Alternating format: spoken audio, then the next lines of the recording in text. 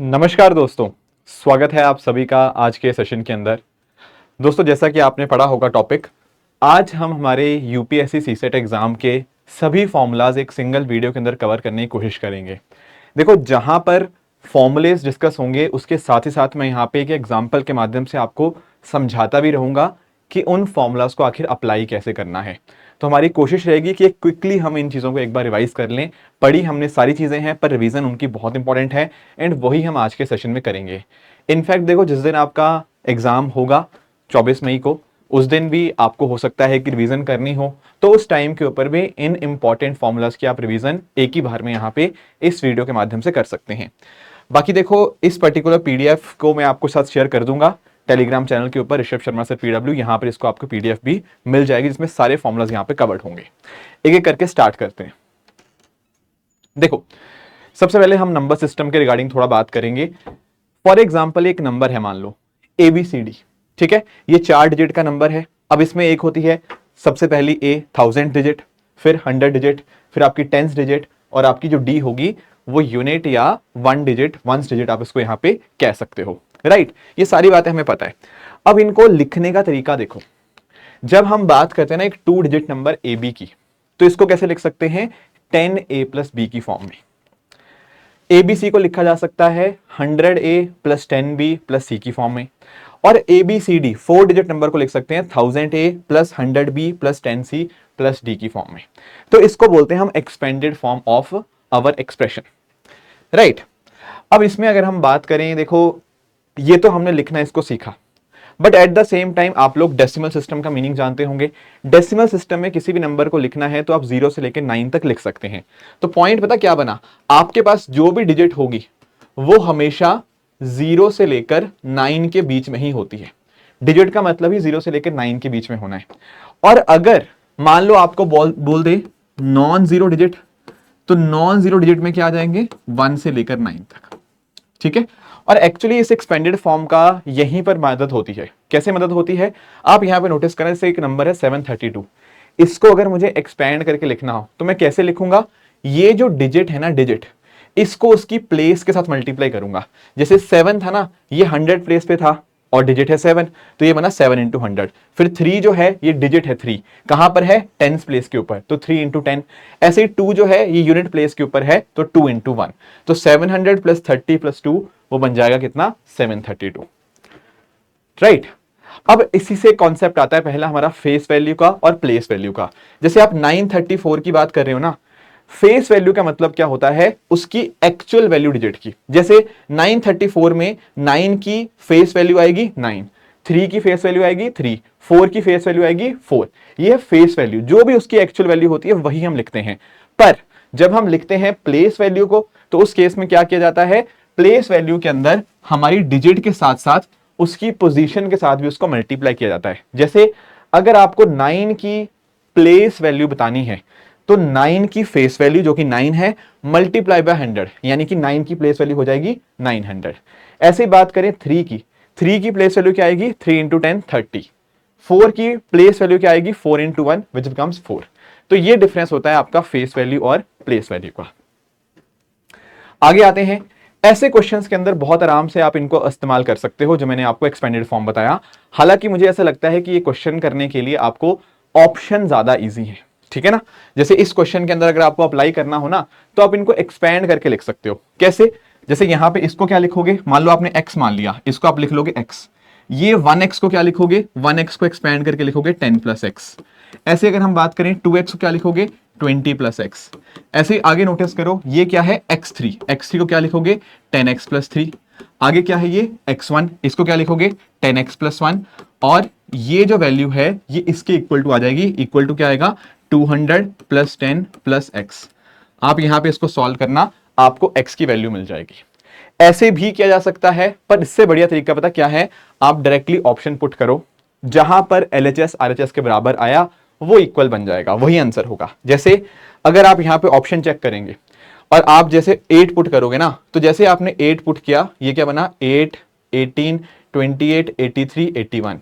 इन सबको ऐड करना, इन सबको ऐड करके आएगा 218, और इधर भी क्या बना? 218। जब LHS RHS के इक्वल जहां पे हो जाएगा वही इसका सही आंसर होगा। ऐसे भी कर सकते हो, इस तरह से वैल्यू पुट करके भी इसको किया जा सकता है, राइट। कुछ और बातें हमें यहां पे डिस्कस करनी है। जैसे पहले मैं आपको डिविजिबिलिटी रूल्स के बारे में एक बार क्विकली क्लियर कराता हूं, फिर आगे चलेंगे। जैसे फॉर एग्जांपल अगर हम डिविजिबिलिटी रूल्स पे आए तो यहां पर आप नोटिस करना, एक होता है 2 का डिविजिबिलिटी रूल। 2 का डिविजिबिलिटी रूल तो बहुत आसान है। अगर कोई नंबर की यूनिट डिजिट या तो 0 हो, 2 हो, 4 हो, 6 हो या 8 हो, तो वो नंबर ऑटोमेटिकली 2 से डिवाइड कर जाएगा, राइट। 3 का डिविजिबिलिटी रूल क्या कहता है, सभी डिजिट्स का अगर हम सम करें वो 3 से डिवाइड करना चाहिए। ऐसे अगर हम बात करें 4 की, 4 का डिविजिबिलिटी रूल यहां पे कहता है आखिरी 2 डिजिट्स हमें देखनी होती हैं, क्या वो 4 से डिवाइड होती हैं, नहीं होती, सिर्फ आखिरी 2 डिजिट्स। ऐसे अगर हम आगे आए 5 का डिविजिबिलिटी रूल चेक करें तो 5 का डिविजिबिलिटी रूल ये कहता है कि यूनिट प्लेस के ऊपर या तो 0 आए या 5 आए, तब वो नंबर 5 से डिवाइड हो जाएगा। 6 का डिविजिबिलिटी रूल क्या कहता है कि नंबर जो होना चाहिए ना वो दोनों से, 2 से भी एंड 3 से भी डिवाइड होना चाहिए, तब वो 6 से डिवाइड हो जाएगा। 7 के ऊपर अभी मैं आऊंगा। 8 की बात करते हैं ना, 8 के केस में आपको लास्ट 3 डिजिट्स चेक करनी होती हैं कि क्या वो आखिरी 3 डिजिट्स आपकी 8 से डिवाइड हो रही हैं या नहीं हो रही।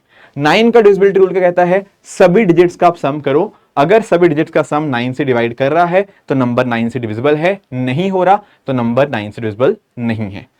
इसी तरह से 10 का तो आपको पता ही होगा। 10 का डिविजिबिलिटी रूल क्या होता है, 10 का डिविजिबिलिटी रूल होता है कि यूनिट प्लेस के ऊपर आपका 0 आना चाहिए। अगर यूनिट प्लेस पे 0 आ रहा है तो नंबर 10 से डिवाइड करता है। 11 का डिविजिबिलिटी रूल बड़ा इंटरेस्टिंग होता है, ये मैं आपको एक्सप्लेन कर देता हूं। जैसे एक नंबर है, मान लो किसी ने आपसे पूछा क्या ये नंबर 11 से डिवाइड करता है, तो एक तरीका पता क्या है, आप इनके ऑल्टरनेट नंबर्स को अलग लिखो और बाकी ऑल्टरनेट नंबर्स को अलग लिखो। तो ब्लू वाले मैंने अलग लिखे, ऑरेंज वाले अलग लिखे। ब्लू वाले नंबर ऐड करो, वो नंबर ऐड होंगे 7 + 5 + 8। ऑरेंज वाले नंबर्स को ऐड करोगे वो बनेगा 2 + 6। इन दोनों को डिफरेंस लो, इन दोनों का अगर आप डिफरेंस लोगे ये कितना बनेगा, 15 5 20, 20 - 8, ये डिफरेंस बना आपका 12। अगर ये जो भी डिफरेंस आया या तो ये 0 आए या 11 का मल्टीपल आए तो नंबर 11 से डिवाइड होगा। यहां पर आंसर आया 12। 12 ना ही 0 होता है ना ही 11 से डिवाइड होता है, इसीलिए नंबर 11 से डिवाइड नहीं करेगा। तो हमें 11 के लिए क्या करना है, हमें ऑड एंड इवन प्लेस वाले डिजिट्स को डिफरेंस लेना है और वो चेक करना है क्या वो 0 बन रहा है या 11 से डिवाइड हो रहा है या 11 का मल्टीपल है, ये चेक करना है। 12 का डिविजिबिलिटी रूल क्या होता है, 3 और 4 से मल्टीप्लाई, मतलब 3 और 4 से दोनों से डिवाइड होना चाहिए, तभी वो नंबर 12 से डिवाइड हो पाएगा। ठीक है, ये तो बात समझ आई। अब इसके अलावा पहले क्वेश्चन कर लेते हैं, फिर मैं 7, 11 और 13 का अलग से एक्सप्लेन कर दूंगा। सबसे पहले ये क्वेश्चन देखो, यहां पर कह रहा है कि एक हमारे पास ना 8 डिजिट नंबर है, ये रिमाइंडर देता है 0, जब इसको 3 से डिवाइड किया कितनी बी की पॉसिबल वैल्यूज हो सकती हैं। अब देखो यहां पे कह रहा है नंबर 3 से डिवाइड हो रहा है, इसका मतलब इनकी डिजिट्स का जो सम होगा वो 3 से डिवाइड करना चाहिए। इनके डिजिट्स का एक बार सम करो, 4 + 2 6, 11, 13, 20, 24, 30, इनकी डिजिट्स का सम आया 30 और एक बी भी है, तो डिजिट्स का सम कितना है 30 + b। हमें इंश्योर करना है कि 30 + b 3 से डिवाइड होना चाहिए। अब सवाल आता है कि b की वैल्यू हो क्या सकती है। देखो ध्यान से सुनना, यहां पर b क्या है, सिर्फ b एक डिजिट है, और मैंने अभी थोड़ी देर पहले आपको बताया कि जो डिजिट होता है वो 0 से लेकर 9 के बीच में ही होता है ना। और b 0 भी हो सकता है, b कौन सा स्टार्टिंग में है, एंड में है, तो b 0 भी हो सकता है। तो b की वैल्यू आप 0 से 9 के बीच में कुछ ऐसी वैल्यू डालो कि इनका सम 3 से डिवाइड हो जाए। अब आप बोलोगे सर b को अगर मैं 0 डालूंगा तो ये बनेगा 30 जो कि डिवाइड हो जाएगा, 1 डालूंगा तो 31, 2 डालूंगा तो 32, वो डिवाइड नहीं होंगे। पर जैसे मैं 3 डालूंगा तो बनेगा 33, 6 डालूंगा तो बनेगा 36, 9 डालूंगा तो बनेगा 39, ये सारे वो नंबर्स हैं जो यहाँ पे 3 से डिवाइड कर जाएंगे। इसके बाद अगली b की वैल्यू बनेगी 12, और b की वैल्यू 12 तो हो ही नहीं सकती क्योंकि b एक डिजिट है। तो कितनी पॉसिबल वैल्यू बनी, 1, 2, 3 और 4। तो इस केस में कितनी पॉसिबल वैल्यूज आएंगी, ऑप्शन सी 4, राइट। ये हो गया हमारा 3 का डिविजिबिलिटी रूल और बाकी भी। पर एक ऐसा और रूल है जो हमें यहां पे पता होना चाहिए, which is called as the rule of triplet. Rule of triplet हम समझेंगे कि आखिर रूल ऑफ ट्रिपलेट क्या है। अब पहली बात ध्यान से समझना, ये जो रूल लगाना है आपको केवल और केवल 7, 11, 13 के लिए ही लगाना है और कहीं नहीं लगाना। अब कई बच्चे कंफ्यूज होते हैं कि सर 11 का तो पीछे भी पढ़ा दिया, हाँ 11 का वो रूल भी लगा सकते हो, 11 का ये रूल भी लगा सकते हो, ठीक है ना। 7 के लिए भी और रूल आता है, पर वो अपने आप में बहुत ही कॉम्प्लिकेटेड है। उससे बढ़िया पता क्या है, ये रूल ऑफ ट्रिपलेट आप लगाओ 7, 11, 13 के लिए, क्वेश्चन आराम से हो जाएंगे। क्या कहता है रूल ऑफ ट्रिपलेट? बहुत सिंपल है। देखो, अगर जैसे मेरे सामने ये क्वेश्चन है, अब किसी ने मेरे से पूछा क्या ये नंबर 7 से, 11 से या 13 से डिवाइड होता है, तो करने का तरीका समझो। हमें यहां पे ट्रिपलेट बनाने हैं पीछे वाली साइड से, यहां से ट्रिपलेट बनाने स्टार्ट करो। सर बन गया एक ट्रिपलेट 518, फिर अगला ट्रिपलेट बनाओ, अगला ट्रिपलेट बना 498, अगला ट्रिपलेट बनाओ वो बना 894, अगला ट्रिपलेट, आगे ट्रिपलेट तो है ही नहीं, आगे केवल 4 बचा। अब ये ऑल्टरनेट ट्रिपलेट्स बनाए ना, इनको आपको सब्ट्रैक्ट करना है, मतलब इनको अलग लिखो। जैसे एक थे 894, जिनके नीचे मैंने हाईलाइट किया ना, उनको अलग लिखो, और 518 इनको अलग लिखा, और दूसरे वाले जो थे उनको अलग लिखो, ठीक है।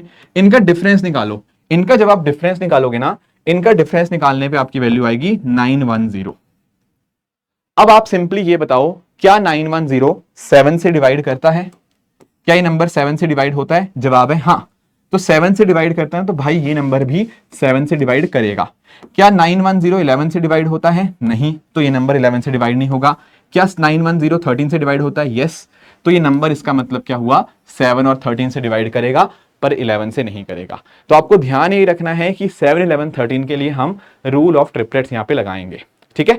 एक और इंटरेस्टिंग बात पता क्या है, 7 इंटू 11 इंटू 13 की वैल्यू कितनी बनती है? 1001। बहुत ही इंटरेस्टिंग नंबर होता है 1001। तो 7, 11, 13 का प्रोडक्ट आता है 1001, एंड वहां पर हम ये रूल ऑफ ट्रिपलेट लगा सकते हो।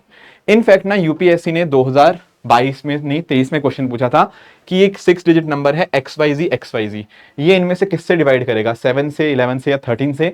तो क्वेश्चन बड़ा इजी था। कैसे? ध्यान से देखो ना ये बात, अगर आप यहां पर रूल ऑफ ट्रिपलेट लगाओगे, यहां पर ये एक ट्रिपलेट बना, यहां पर ये दूसरा ट्रिपलेट बना, तो यहां पर क्या हुआ, क्या वैल्यू बनी, ये बना XYZ माइनस XYZ, इसकी वैल्यू बनी 0।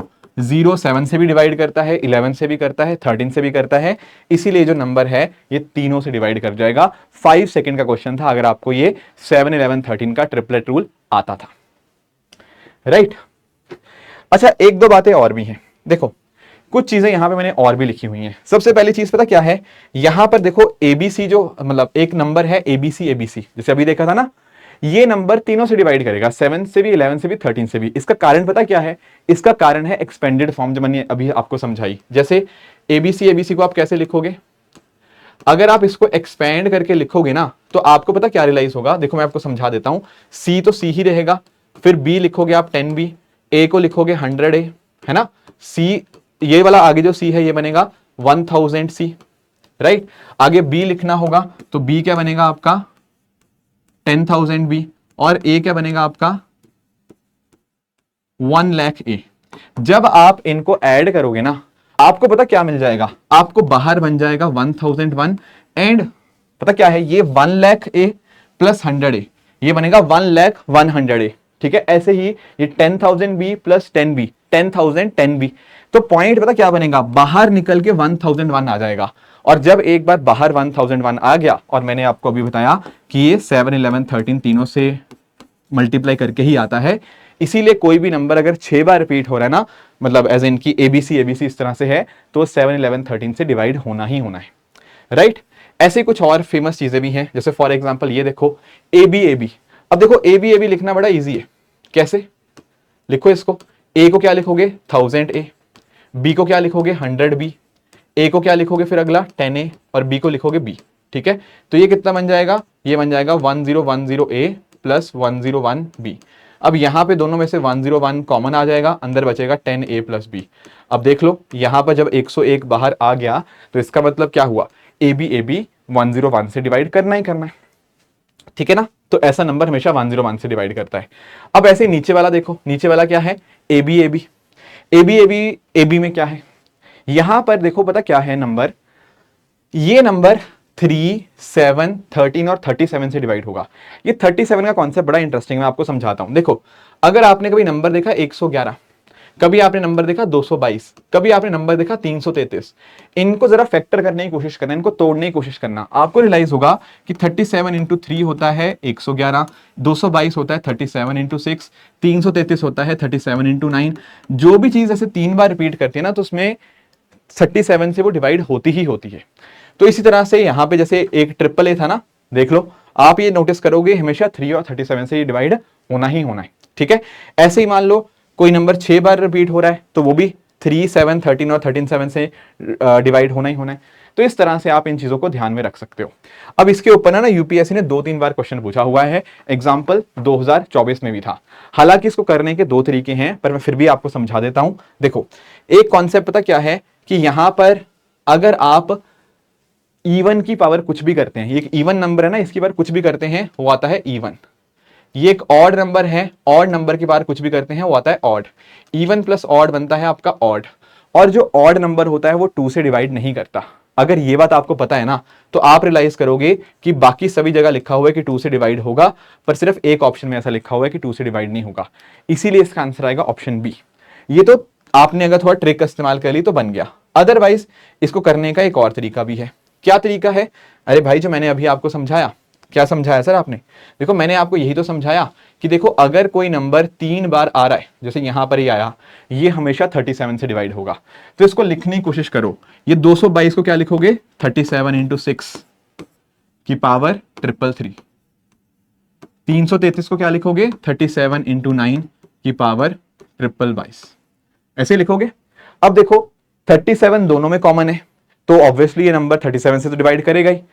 यहां पर ये 6 भी 3 से डिवाइड होता है, 3 भी 3 से डिवाइड होता है, तो ये नंबर 3 से भी डिवाइड होगा। बट 2 से ये 6 तो डिवाइड हो जाएगा, 2 से ये डिवाइड नहीं होगा। समझे मेरी बात को? तो ओवरऑल नंबर 37 से और 3 से डिवाइड होगा, बट 2 से डिवाइड नहीं होगा। अगर ये कॉन्सेप्ट पता था तो ऑटोमेटिकली आपका आंसर ऑप्शन बी यहां पे बन जाएगा। ठीक बात है। चलिए, ये बात हमने कुछ करी डिविजिबिलिटी रूल की। कुछ और कॉन्सेप्ट भी हमारे पास है, उनको भी एक बार देख लेते हैं क्विकली। एक बार हम ना नंबर्स रिवाइज कर लेते हैं। देखो, प्लीज 2 मिनट लगेंगे, ज्यादा टाइम नहीं लगेगा।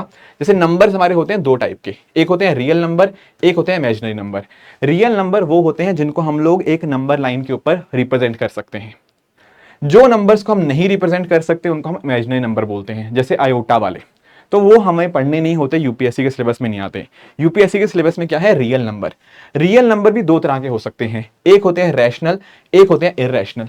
रैशनल नंबर क्या होते हैं? जिनको हम लोग पी बाय क्यू की फॉर्म में लिख सकते हैं, और जिनको नहीं लिख सकते उनको हम बोलते हैं इररेशनल। सर एग्जाम्पल दोगे इररेशनल का? बिल्कुल। इररेशनल नंबर वो होंगे जो non terminating, non repeating decimal होते हैं। कहने का मतलब ऐसे डेसिमल जो ना ही खत्म होते हैं ना ही रिपीट होते हैं। एग्जाम्पल जैसे 0.49827610, ऐसे चलता जा रहा है, ना कुछ रिपीट हो रहा है ना ही खत्म हो रहा है, इसको हम बोलते हैं इररेशनल नंबर। रैशनल में क्या आ जाते हैं? एक तो फ्रैक्शन, जैसे आपका 2/3, ये एक फ्रैक्शन है और ये रैशनल नंबर भी हुआ। फिर इंटीजर, -1, 0, 1, 2, 3, ये सारे इंटीजर्स होते हैं, ये भी आपके रैशनल नंबर ही हुए। क्यों? क्योंकि -1 को क्या लिख सकते हो? -1/1। 2 क्या लिख सकते हो? 2/1। तो लिख दिया ना भाई, पी बाय क्यू की फॉर्म के अंदर। फिर ऐसे ही टर्मिनेटिंग डेसिमल, जैसे आपका 0.4 हो गया, ये टर्मिनेट कर गया, खत्म हो गया ये डेसिमल, तो 0.4 को हम लिख सकते हैं 4/10, लिख दिया पी बाय क्यू की फॉर्म के अंदर। और ऐसे ही हमारे जो नॉन टर्मिनेटिंग रिपीटिंग डेसिमल होते हैं, ऐसे डेसिमल जो खत्म तो नहीं होते पर रिपीट होते हैं, वो भी आपके रैशनल नंबर ही कहलाते हैं। राइट। अब सबसे ज्यादा कंफ्यूजन बच्चों को इंटीजर्स में होती है, और यूपीएससी ने 2025 में तो 3-4 क्वेश्चन इंटीजर्स के नॉलेज के ऊपर पूछे थे, बहुत बेसिक क्वेश्चंस, अगर जिनको पता था। मैं आपको एक्सप्लेन कर देता हूं। देखो, काफी सारे लोग पता क्या करते हैं, काफी सारे बुक्स में भी गलत लिखा होता है, और यूपीएससी इसी नॉलेज को टेस्ट करता है। 2025 में क्वेश्चन आए थे, इंटीजर्स को कभी भी आप लोग पॉजिटिव और नेगेटिव इंटीजर में नहीं तोड़ेंगे। इंटीजर को हमेशा तोड़ेंगे नेगेटिव इंटीजर और होल नंबर के अंदर। सर ऐसा क्यों? क्योंकि देखो, जब हम बात करते हैं ना जीरो की, जीरो ना ही नेगेटिव होता है ना ही पॉजिटिव होता है। समझे मेरी बात को? नेगेटिव इंटीजर के अंदर क्या आ गया? -1, -2, -3, -4, ये सारी चीजें। होल नंबर के अंदर क्या आ गया? 0, 1, 2, 3, 4, 5, 6। अगर आप पॉजिटिव इंटीजर लिखते तो आप 0 को मिस कर जाते, इसीलिए होल नंबर्स आपको यहां पे लिखना है। और होल नंबर कैसे डिवाइड होते हैं? 0 अलग और नेचुरल नंबर अलग। ठीक है, तो अभी क्वेश्चन भी आपको 1-2 करवाऊंगा। ठीक है, तो ये बातें आप यहां पे ध्यान में रखेंगे। अब एक बात ध्यान रखना, जितने भी होल नंबर होते हैं वो सारे पॉजिटिव होते हैं एक्सेप्ट जीरो। जीरो ना ही नेगेटिव है ना ही पॉजिटिव है, इस बात का हम लोग यहां पे ध्यान में रखेंगे। ठीक है, तो अगर कोई पूछे नेगेटिव इंटीजर्स क्या होंगे, ये सारे -1 -2 -3 -4। पॉजिटिव में क्या आएंगे 1 2 3 4 5। अच्छा, एक कॉन्सेप्ट और है नॉन नेगेटिव इंटीजर्स का, ऐसे इंटीजर्स जो नेगेटिव नहीं होते। नेगेटिव नहीं होते मतलब या तो जीरो होंगे या होंगे पॉजिटिव, तो इसके अंदर ये सब आ जाएंगे 0 1 2 3 4 5 6 7 इस तरह से। और नॉन पॉजिटिव मतलब ऐसे इंटीजर जो पॉजिटिव नहीं होते, इसका मतलब क्या है, या तो वो नेगेटिव होंगे या फिर आपके जीरो होंगे, तो इसमें भी जीरो आ जाता है। राइट, ये बातें आप यहां पे ध्यान रखेंगे। अब जैसे एक क्वेश्चन मैं आपको बता देता हूं, या आगे आएगा, चलो कोई नहीं, आगे आएगा वो क्वेश्चन। ठीक है, वो क्वेश्चन मैं आगे कराऊंगा। कुछ बातें और भी हैं यहां पे। देखो, अगर आप दो ऑड नंबर को मल्टीप्लाई करते हो वो हमेशा ऑड होता है, दो ऑड नंबर का सम वो इवन आएगा, दो ऑड नंबर्स का सब्ट्रैक्शन वो भी इवन आता है। दो ऑड नंबर को अगर आप डिवाइड करते हो, देखो या तो आंसर ऑड आएगा या आएगा नॉट डिविजिबल। जैसे 5/3 है ना, वो डिवाइड नहीं होता, पर 9/3 कर रहे हो तो डिवाइड हो जाएगा और आंसर ऑड आएगा। ऑड की पावर ऑड करोगे वो आता है ऑड, ऑड की पावर इवन करोगे तो भी वो ऑड ही आता है। ऐसे अगर हम बात करें इवन की, तो इवन इंटू इवन, दो इवन नंबर का प्रोडक्ट इवन आएगा, इवन नंबर का सम भी इवन आता है, इवन का माइनस भी इवन आएगा। इवन को इवन से डिवाइड करोगे ये कुछ भी आ सकता है, मतलब ये इवन भी हो सकता है ऑड भी हो सकता है। जैसे एग्जांपल देता हूं, जैसे 8/4 करोगे बनेगा 2, पर अगर 12/4 करोगे तो बनेगा 3। एंड इवन ये नॉट डिविजिबल भी हो सकता है, जैसे फॉर एग्जांपल 14/4 करोगे बनेगा नॉट डिविजिबल। तो all three results are possible. Even की पावर कुछ भी करोगे वो हमेशा इवन ही आता है।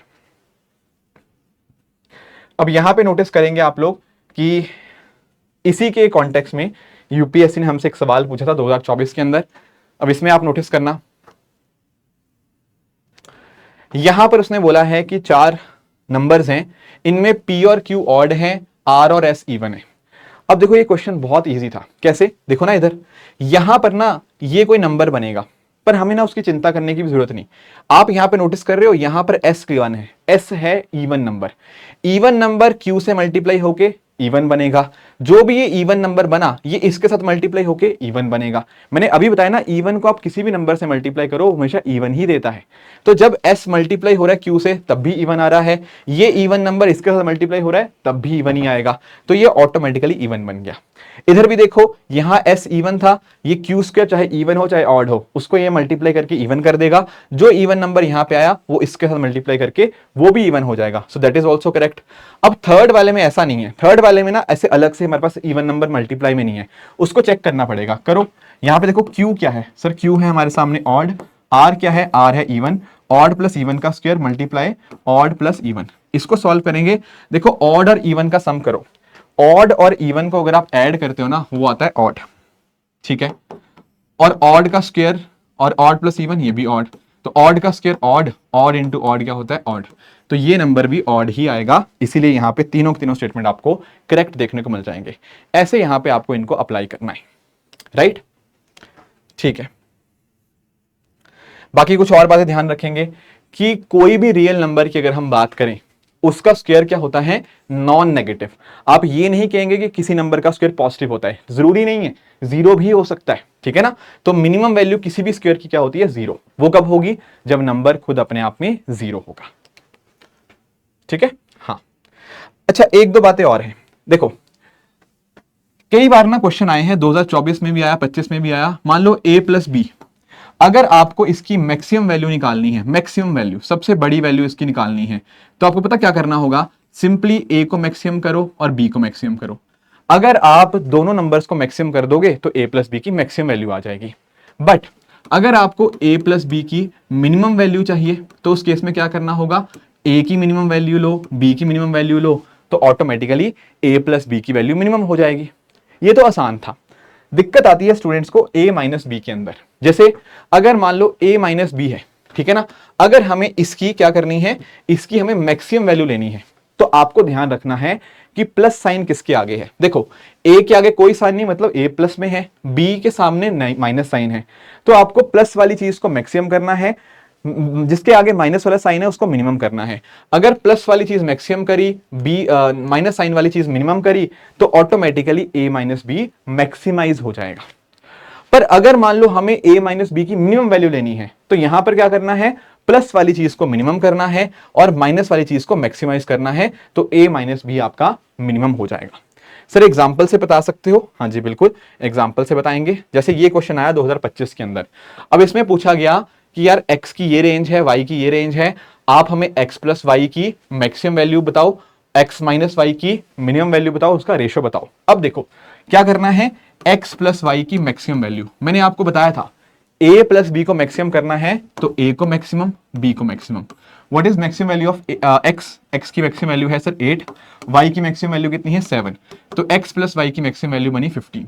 अब क्या करना है, x माइनस वाई, पर ध्यान दो इसकी मैक्सिमम नहीं मिनिमम वैल्यू चाहिए। मिनिमम के लिए क्या करेंगे सर, पॉजिटिव वाली चीज को मिनिमम, नेगेटिव वाली चीज को मैक्सिमम। तो x की मिनिमम वैल्यू कितनी है 4, y की मैक्सिमम वैल्यू कितनी है 7, तो कितनी बनेगी -3।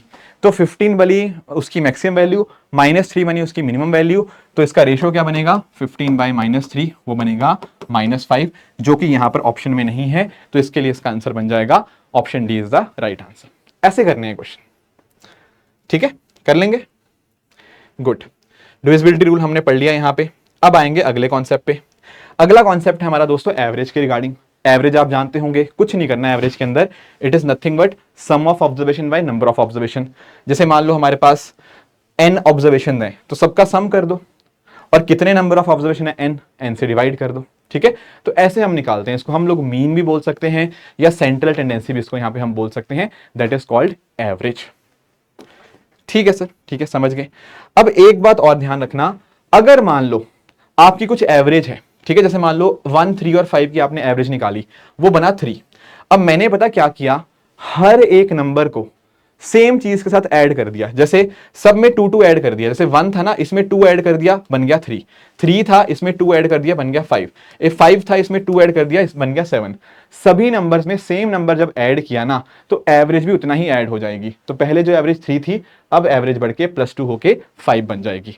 तो ध्यान ये रखना है, अगर आप सभी ऑब्जर्वेशन के अंदर एक नंबर को ऐड कर रहे हो, माइनस कर रहे हो, मल्टीप्लाई कर रहे हो, डिवाइड कर रहे हो, तो नई एवरेज भी वही चेंजेस यहां पे उसके अंदर आ जाते हैं। ये बात हम यहां पे ध्यान में रखेंगे, ठीक है। एक क्वेश्चन करते हैं एवरेज के ऊपर भी। ये क्वेश्चन आया था, बहुत सिंपल क्वेश्चन था, घबराने की कोई बात नहीं है। यहां पर उसने कहा क्या, 3 नंबर्स हैं PQR, उनका एवरेज है K। अब आपको पता है एवरेज क्या होता है, सम अपॉन नंबर। एवरेज कितना था K, नंबर ऑफ ऑब्जर्वेशन कितनी है 3, सम क्या बनेगा P + Q + R। यहां से क्रॉस मल्टीप्लाई करेंगे तो P + Q + R क्या बन गया आपका 3K। ये तो आ गया। आगे देखो, इसके बाद क्या लिखा है, इसके बाद इसने यहां पे लिखा है कि P is as much more than average as Q is less than the average। P average से उतना ज्यादा है जितना Q एवरेज से कम है। देखो P एवरेज से कितना ज्यादा होगा, P - K, ठीक है। P एवरेज से उतना ज्यादा है जितना कि Q एवरेज से कम है, ठीक है। P एवरेज से उतना ज्यादा है जितना कि Q एवरेज से कम है। तो यहां पर इसको आप सॉल्व करोगे, यहां पर क्या बनेगा, P + Q बनेगा आपका 2K। अब P + Q की वैल्यू 2K है, यहां आप 2K डालना, तो यहां पे बनेगा 3K = 2K + R। यहां से आपकी R की वैल्यू बन जाएगी K। और यही हमसे पूछा हुआ था कि R की वैल्यू क्या आती है, वो आएगी यहां पे K।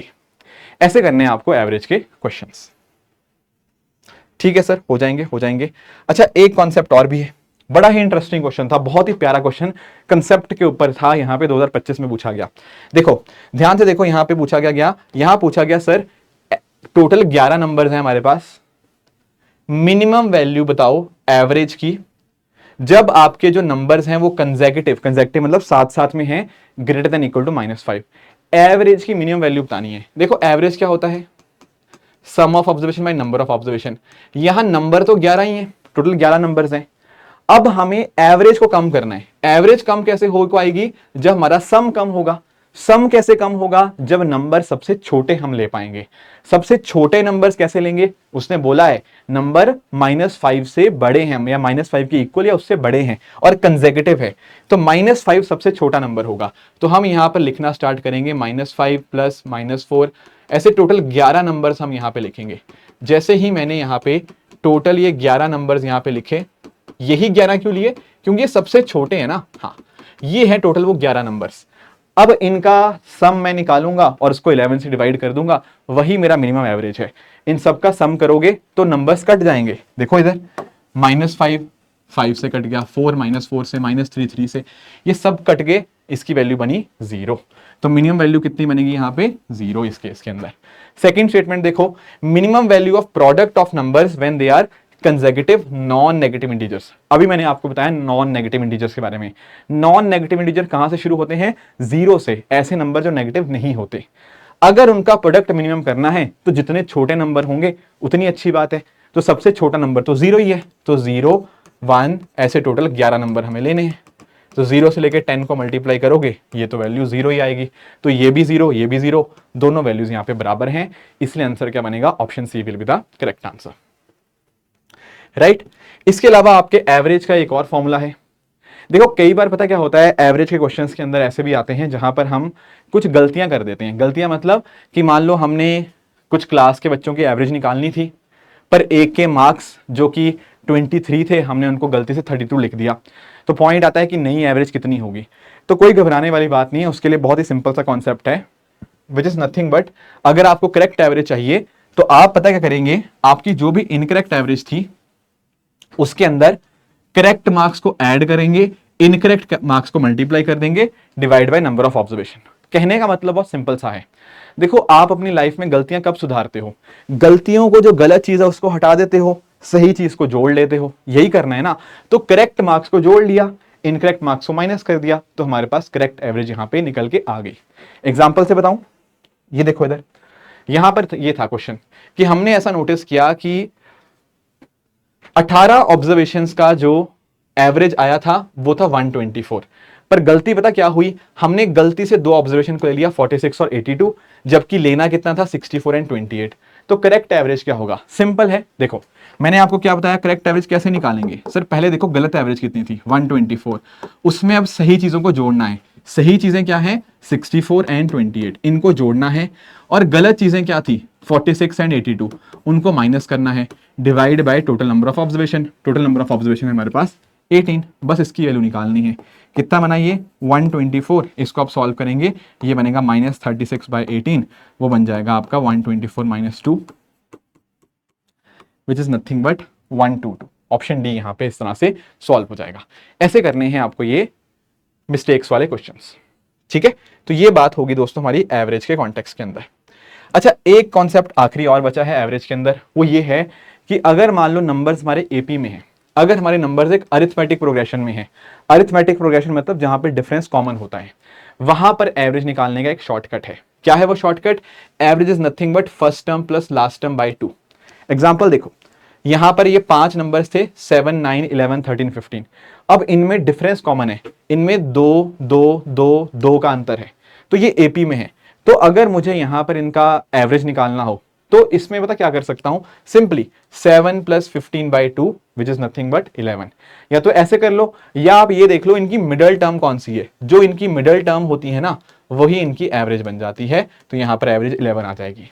अगर मान लो इवन नंबर ऑफ टर्म्स है, जैसे 7 से लेकर 17 तक, ये भी एपी के अंदर है, तो सिंपल 7 + 17/2 वो बन जाएगा आपका 12।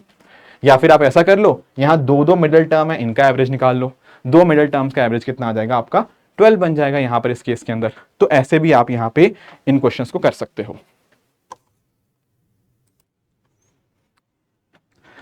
जी देखो आगे चलते हैं, आगे हम थोड़ा एलसीएम के बारे में भी जान लेते हैं। देखो एलसीएम लीस्ट कॉमन मल्टीपल आप सबको निकालना आता है। जब हम बात करते हैं ना फ्रैक्शन का, मान लो आपको एलसीएम निकालना हो, इसको समझना कैसे निकालेंगे। सिंपल है, अगर मान लीजिए आपके सामने कोई फ्रैक्शन है, मतलब मान लो 3/4, 2/5, इसका किसी ने आपको बोला ना एलसीएम निकालने के लिए, तो आपको सिंपली क्या करना होगा, आप न्यूमरेटर का एलसीएम निकाल लेंगे, डिनोमिनेटर का निकालेंगे एचसीएफ, यानी कि यहां निकालेंगे एलसीएम 3 और 2 का, और डिवाइड करेंगे उल्टा एचसीएफ डिवाइड करेंगे डिनोमिनेटर का। इस तरह से फ्रैक्शन का एलसीएम निकाला जाता है।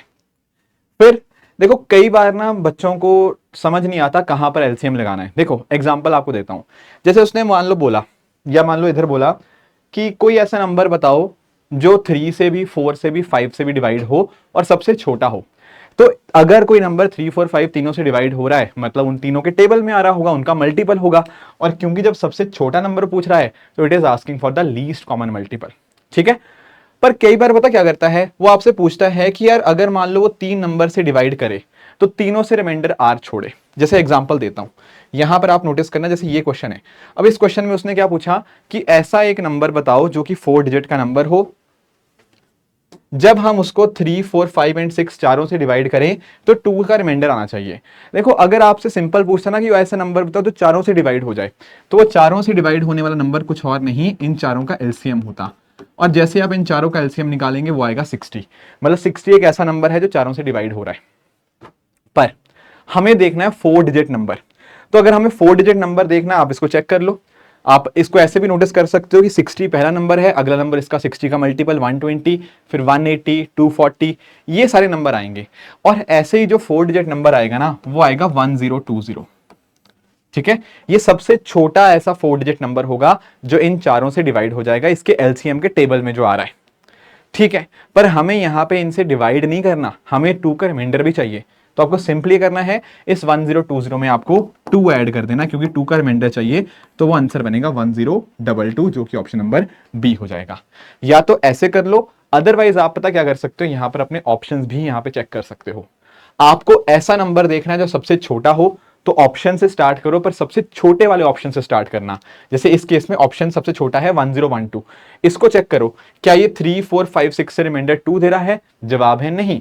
अगर आप 3 से चेक करोगे इसका रिमाइंडर आएगा 1, तो ये गलत हो जाएगा। ऑप्शन बी चेक करोगे तो हाँ, ये नंबर ऐसा होगा जो चारों से रिमाइंडर 2 देगा। तो आपके सबसे छोटे वाले से स्टार्ट करना अगर आप ऑप्शन से स्टार्ट कर रहे हो।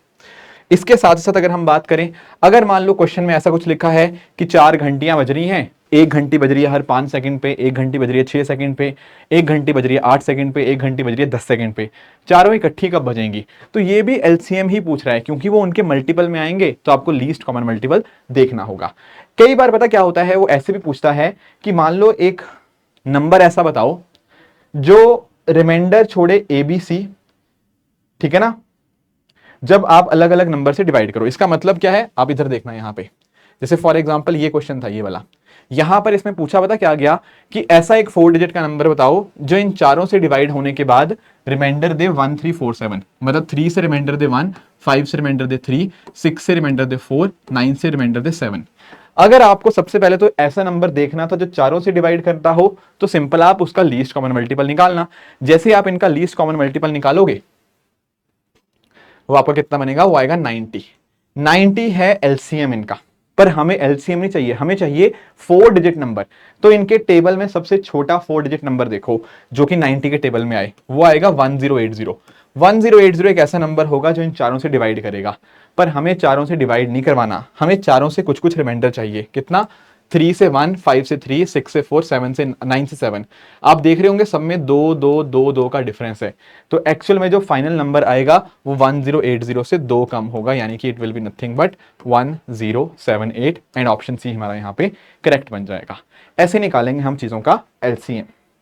ठीक है, आई होप इनकी एप्लीकेशन समझ आई होंगी। ऐसे दोस्तों अगर हम बात करें हाईएस्ट कॉमन फैक्टर की, अब फैक्टर का मतलब क्या होता है, जैसे 6 के फैक्टर होते हैं 1 2 3 एंड 6, ऐसे नंबर जो उसको पूरी तरह से डिवाइड कर दें। अब मान लो आपके सामने एचसीएफ निकालना हो कुछ फ्रैक्शंस का, जैसे आपको एचसीएफ निकालना है 2/3 एंड 5/6 का एचसीएफ निकालना है। तो आपको सिंपली क्या करना है, आपको न्यूमरेटर का एचसीएफ निकालो, न्यूमरेटर क्या है यहाँ पे 2 एंड 5, उनका एचसीएफ निकालो, और डिनोमिनेटर का निकालो एलसीएम, वो क्या है आपका 3 एंड 6। जो इसकी वैल्यू आएगी वही आपका यहाँ पे आंसर बन जाएगा। अब एचसीएफ का एप्लीकेशन देखो आप यहाँ पे, एचसीएफ का एप्लीकेशन यहाँ पे कैसे आता है, देखो एचसीएफ का एप्लीकेशन आएगा जब हमें किसी नंबर को डिवाइड करना होगा। मैं आपको समझाता हूं कैसे। एक इधर देखेंगे पहले, जैसे ये क्वेश्चन है, मान लो इसने आपसे पूछा कि ऐसी ग्रेटेस्ट लेंथ बताओ x की सो दैट 3 1/2 एंड 8 3/4 इसके इंटीग्रल मल्टीपल्स हों। 3 1/2 को ना आप सिंप्लीफाई कर सकते हो, ये बनेगा 7/2, इसको सिंप्लीफाई कर सकते हो 35/4। हमें एक x की ऐसी वैल्यू चाहिए जो इसको भी और इसको भी डिवाइड कर दे। अगर एक नंबर ऐसा चाहिए जो इसको और इसको दोनों को डिवाइड कर दे, इसका मतलब क्या है, वो दोनों का कॉमन फैक्टर रहा होगा। और हमें क्योंकि ग्रेटेस्ट वैल्यू निकालने को बोला हुआ है, तो it is simply asking for the highest common factor. तो हमें कुछ नहीं करना, हमें 7/2 एंड 35/4 का HCF निकालना है। और मैंने अभी आपको फ्रैक्शन का HCF बताया है, ठीक है। तो 7 और 35 का HCF निकालेंगे, 2 और 4 का हम यहाँ पे LCM निकालेंगे, राइट। इससे हमारा यहाँ पे आंसर बन जाएगा। जैसे आप इसका आंसर निकालोगे, HCF आएगा उनका 7, LCM उनका आएगा 4, तो 7/4 विच इज नथिंग बट 1/3/4 इसका करेक्ट आंसर बन जाएगा। तो HCF के अंदर हमें देखना होता है कॉमन फैक्टर क्या है, LCM के अंदर देखना होता है कॉमन मल्टीपल क्या है। ऐसे हम इन क्वेश्चंस को कर सकते हैं। अच्छा, एक चीज और भी होती है, दो नंबर्स अगर हमारे पास है ना P और Q, तो उनका जो प्रोडक्ट होता है it is nothing but HCF और LCM का प्रोडक्ट। मतलब दो नंबर्स के केस में ऐसा करना है, HCF into LCM is nothing but the product of those two numbers, ठीक है। ऐसे कर सकते हो, दो नंबर्स का product is equal to their HCF into their LCM। चलिए कुछ और फॉर्मूलाज देख लेते हैं। देखो, एक कॉन्सेप्ट आता है आपका यूनिट डिजिट का। यूनिट डिजिट के अंदर बहुत सारे कॉन्सेप्ट आते हैं। देखो, होता पता क्या है, जब हमें यूनिट डिजिट निकालनी हो तो हमारा फोकस सिर्फ यूनिट डिजिट के ऊपर होना चाहिए। कहने का मतलब, जैसे किसी ने मुझे बोला कि 8976 इसकी पावर 253 का आप यूनिट डिजिट बताओ, तो सबसे पहली चीज तो आपको ध्यान ये रखना है कि मुझे 897 दिख ही नहीं रहा, मुझे दिख रहा है केवल और केवल 6। क्यों, ऐसा क्यों? क्योंकि हमारे लिए जब यूनिट डिजिट निकालनी होती है ना, तो सिर्फ उसमें कंट्रीब्यूट यही यूनिट डिजिट करता है, इसके अलावा कोई कंट्रीब्यूट नहीं करता। समझे मेरी बात को? तो पॉइंट पता क्या आता है, पॉइंट यहां पे ये आता है कि अगर कोई नंबर जिसकी यूनिट डिजिट आपकी 0 है, उसकी पावर कुछ भी कर दो, वो हमेशा आंसर उसका 0 ही आएगा। अगर किसी नंबर की यूनिट डिजिट 1 है, उसकी पावर कुछ भी कर दो तो 1 ही आएगा। 5 के केस में भी सेम होता है, 6 के केस में भी आपका यहाँ पे सेम चीज देखने को मिलती है कि इनकी पावर कुछ भी कर देंगे तो यूनिट डिजिट में चेंज नहीं आएगा। बट अगर हम बात करते हैं किसी के एंड में 4 आ रहा है, तो वहां पर क्या आता है, ऑड और इवन का कॉन्सेप्ट। अगर पावर ऑड होती है तो यूनिट डिजिट आएगी 4, इवन पावर है तो यूनिट डिजिट आएगी आपकी 6। ऐसे अगर मैं बात करूं 9 के केस में भी ऐसा ही होता है, पावर अगर ऑड होती है तो यूनिट डिजिट आती है 9, पावर इवन आती है तो यूनिट डिजिट आती है आपकी 1। ये तो बात हुई 0 1 5 6 4 9 की। पर बाकियों की अगर हम बात करें तो यहां पर हमें देखना होता है कि पावर उनकी क्या है, 4n है, 4n + 1 है, 2 है, 3 है, क्या है। जैसे 2 की पावर अगर 4n + 1 करते हैं होता है 2, 4n + 2 करते हैं तो 4, फिर 8, फिर 6। 3 की बात करते हैं तो इसमें केस बनता है 3 9 7 1 का। 7 की बात करेंगे तो 7 9 3 1। 8 की बात करेंगे तो 8 4 2 6। ये बनते हैं इनकी आपकी जो रेकरिंग होती हैं, ये 4n + 1, ये 4n + 2, ये 4n + 3 और ये 4n। तो पावर देखनी होती है 2 4 8 6 के अंदर। वो सारी बातें मैंने यहाँ पे आपके सामने लिख भी दी हैं। सर एक एग्जाम्पल के माध्यम से बताओगे? हाँ, सबसे पहले मैं आपको चलो ये बता देता हूं पहले। अब पॉइंट पता क्या होता है, एक बात और ध्यान रखना यहाँ पे, अगर हमारे पास कोई नंबर है, जैसे मैं आपको एक नंबर पूछ रहा हूं 86, मैंने आपसे पूछा इसका 10 से रिमाइंडर बताओ। 86 को 10 से रिमाइंडर निकालना हो ना, इसका रिमाइंडर आएगा 6। कोई और वैल्यू बोली मैंने आपको 124, इसका 10 से रिमाइंडर बताओ, इसका 10 से रिमाइंडर आएगा 4। अगर कोई नंबर है ना, अगर आप उसको 10 से डिवाइड करते हो तो जो यूनिट डिजिट होती है ना, वही रिमाइंडर बन जाती है। कोई नंबर अगर आप उसको 10 से डिवाइड कर रहे हो तो जो यूनिट डिजिट होती है वही रिमाइंडर बन जाती है। अब यहां पे हमें 3 की पावर 2019 को 10 से डिवाइड करके रिमाइंडर पूछा था, तो आपको सिंपली 3 की पावर 2019 की आप यूनिट डिजिट निकाल लीजिए, जो इसकी यूनिट डिजिट आएगी वही रिमाइंडर होगा। तो 3 की पावर 2019 का कैसे करेंगे, आपको सिंपली ये देखना है कि 3 की पावर क्या है। देखो 4n की पावर है, 4n + 1 है, 4n + 2 है, 4n + 3 है, क्या है उसके लिए केवल आखिरी दो डिजिट्स देखो। 19 को 4 से डिवाइड करोगे, रिमाइंडर बनेगा 3। ये है 3 की पावर 4n + 3, और 3 की पावर 4n + 3 कितना होता है आपका 7, तो आंसर बनेगा 7। ये बताया था ना यहाँ पे 3 की पावर 4n + 3, ठीक है, वो बनेगा है 7, तो इसका आंसर 7 बन जाएगा। ऐसे यहाँ पे ये क्वेश्चन आया था। अब यहाँ पे सबसे पहली बात तो ये देखो कि मुझे आगे वाले नंबर दिख ही नहीं रहे, मुझे ये दिख रहा है 2 की पावर 9 × 7 × 5 × 3 × 1। तो मुझे देखना पता क्या है, मुझे देखना है 4 से रिमाइंडर कितना आ रहा है यहाँ पे इसकी पावर का। थोड़ा सा मल्टीप्लाई करो, देखो अगर आप इसको लिखोगे 2 की पावर 9 × 7 लिख लो 63, और ये बना 15, तो 63 × 15। मुझे पूरा मल्टीप्लाई करने की जरूरत नहीं, आप सिंपल इसकी यूनिट डिजिट मल्टीप्लाई करो 3 × 5, ठीक है। या आप एक बार इसको देखना है तो आप कर भी सकते हो, 9 × 7 63, 5 इंटू 3 हो जाता है आपका 15। ठीक है, अब यहां पर आप एक काम करो, इसको एक बार आप मल्टीप्लाई कर लो। ठीक है, या फिर आपको नहीं भी करना, ठीक है, तो दैट इज ऑल्सो ओके। अब पर एक बात आपको ध्यान में रखनी होगी कि आप ना ऐसा मत करना कि 4 से रिमाइंडर अलग अलग आए। जैसे अगर आपको एक बार करना है, आप कर ही लो, 63 इंटू 15 करोगे, ये आपका बनेगा 945। ठीक है ना, तो 2 की पावर बनाए ये 945, और 945 में 45 का देख लो, 2 से 4 से रिमाइंडर कितना आता है, वो आता है रिमाइंडर 1, तो 2 की पावर 4n + 1 आता है 2, इसलिए इसका आंसर बन जाएगा option A, 2 will be the right answer. ठीक है, तो ऐसे इन क्वेश्चंस को आप यहाँ पे, यूनिट डिजिट के क्वेश्चन को आप यहाँ पे हैंडल कर सकते हो। ठीक है, इसके अलावा आपका इंडिसेस की बारी आती है। इंडिसेस के अंदर आपको ध्यान में पता क्या रखना है, एक बात तो ये है कि अगर किसी चीज की पावर माइनस में होती है तो उसकी पावर को आप प्लस में पता कैसे लिख सकते हो, नंबर को उल्टा करके। जैसे यहाँ पे नंबर है ना 1/2 की पावर -6, तो इसकी पावर अगर आपको पॉजिटिव करनी हो तो नंबर उल्टा कर दिया, ये बना 2 की पावर 6। यहां पर पावर पॉजिटिव करनी हो तो नंबर उल्टा करके 4 की पावर 3, यहां पर 3 की पावर 4, यहां पर 6 की पावर 2। ऐसे आप नंबर को उल्टा करके उसकी पावर को पॉजिटिव कन्वर्ट कर सकते हो। तो ये कितना बना, 2 की पावर 6 आप चेक कर लीजिए, ये बना 64, 4 की पावर 3 ये भी बना 64, 3 की पावर 4 बना 81, 6 की पावर स्क्वायर बना 36। तो सबसे बड़ा नंबर कौन सा है, option C will be the correct answer. Right, ऐसे कर सकते हो। ठीक है ना, तो ऐसे कुछ और फॉर्मूलाज भी हैं, जैसे मैं आपको इंपॉर्टेंट वाले आपको बताता हूं। जैसे एक कुछ कॉन्सेप्ट आते हैं आपके फैक्टर्स के कॉन्टेक्स्ट में, कि फैक्टर्स के पर्सपेक्टिव से आप बताओ कि कैसे हम नंबर ऑफ फैक्टर्स निकाल सकते हैं। सिंपल कॉन्सेप्ट है, देखो यहाँ पे अगर मान लो हमारे पास एक नंबर है तो उसकी पहले हमें प्राइम फैक्टराइजेशन करनी होती है। जैसे एग्जांपल देता हूं, जैसे 36 की बात करें, 36 को आपको प्राइम फैक्टराइजेशन करनी है ना, तो 36 को तोड़ते रहो, तब तक इसको तोड़ते रहो जब तक यहाँ पे बेस के अंदर आपके प्राइम नंबर्स ना आ जाए। जैसे 36 को आपने तोड़ा, ये बना 4 इंटू 9, पर इसको और तोड़ना पड़ेगा, ये बनेगा 2 की पावर 2 इंटू 3 की पावर 2। अब ये बनी इसकी प्राइम फैक्टराइजेशन।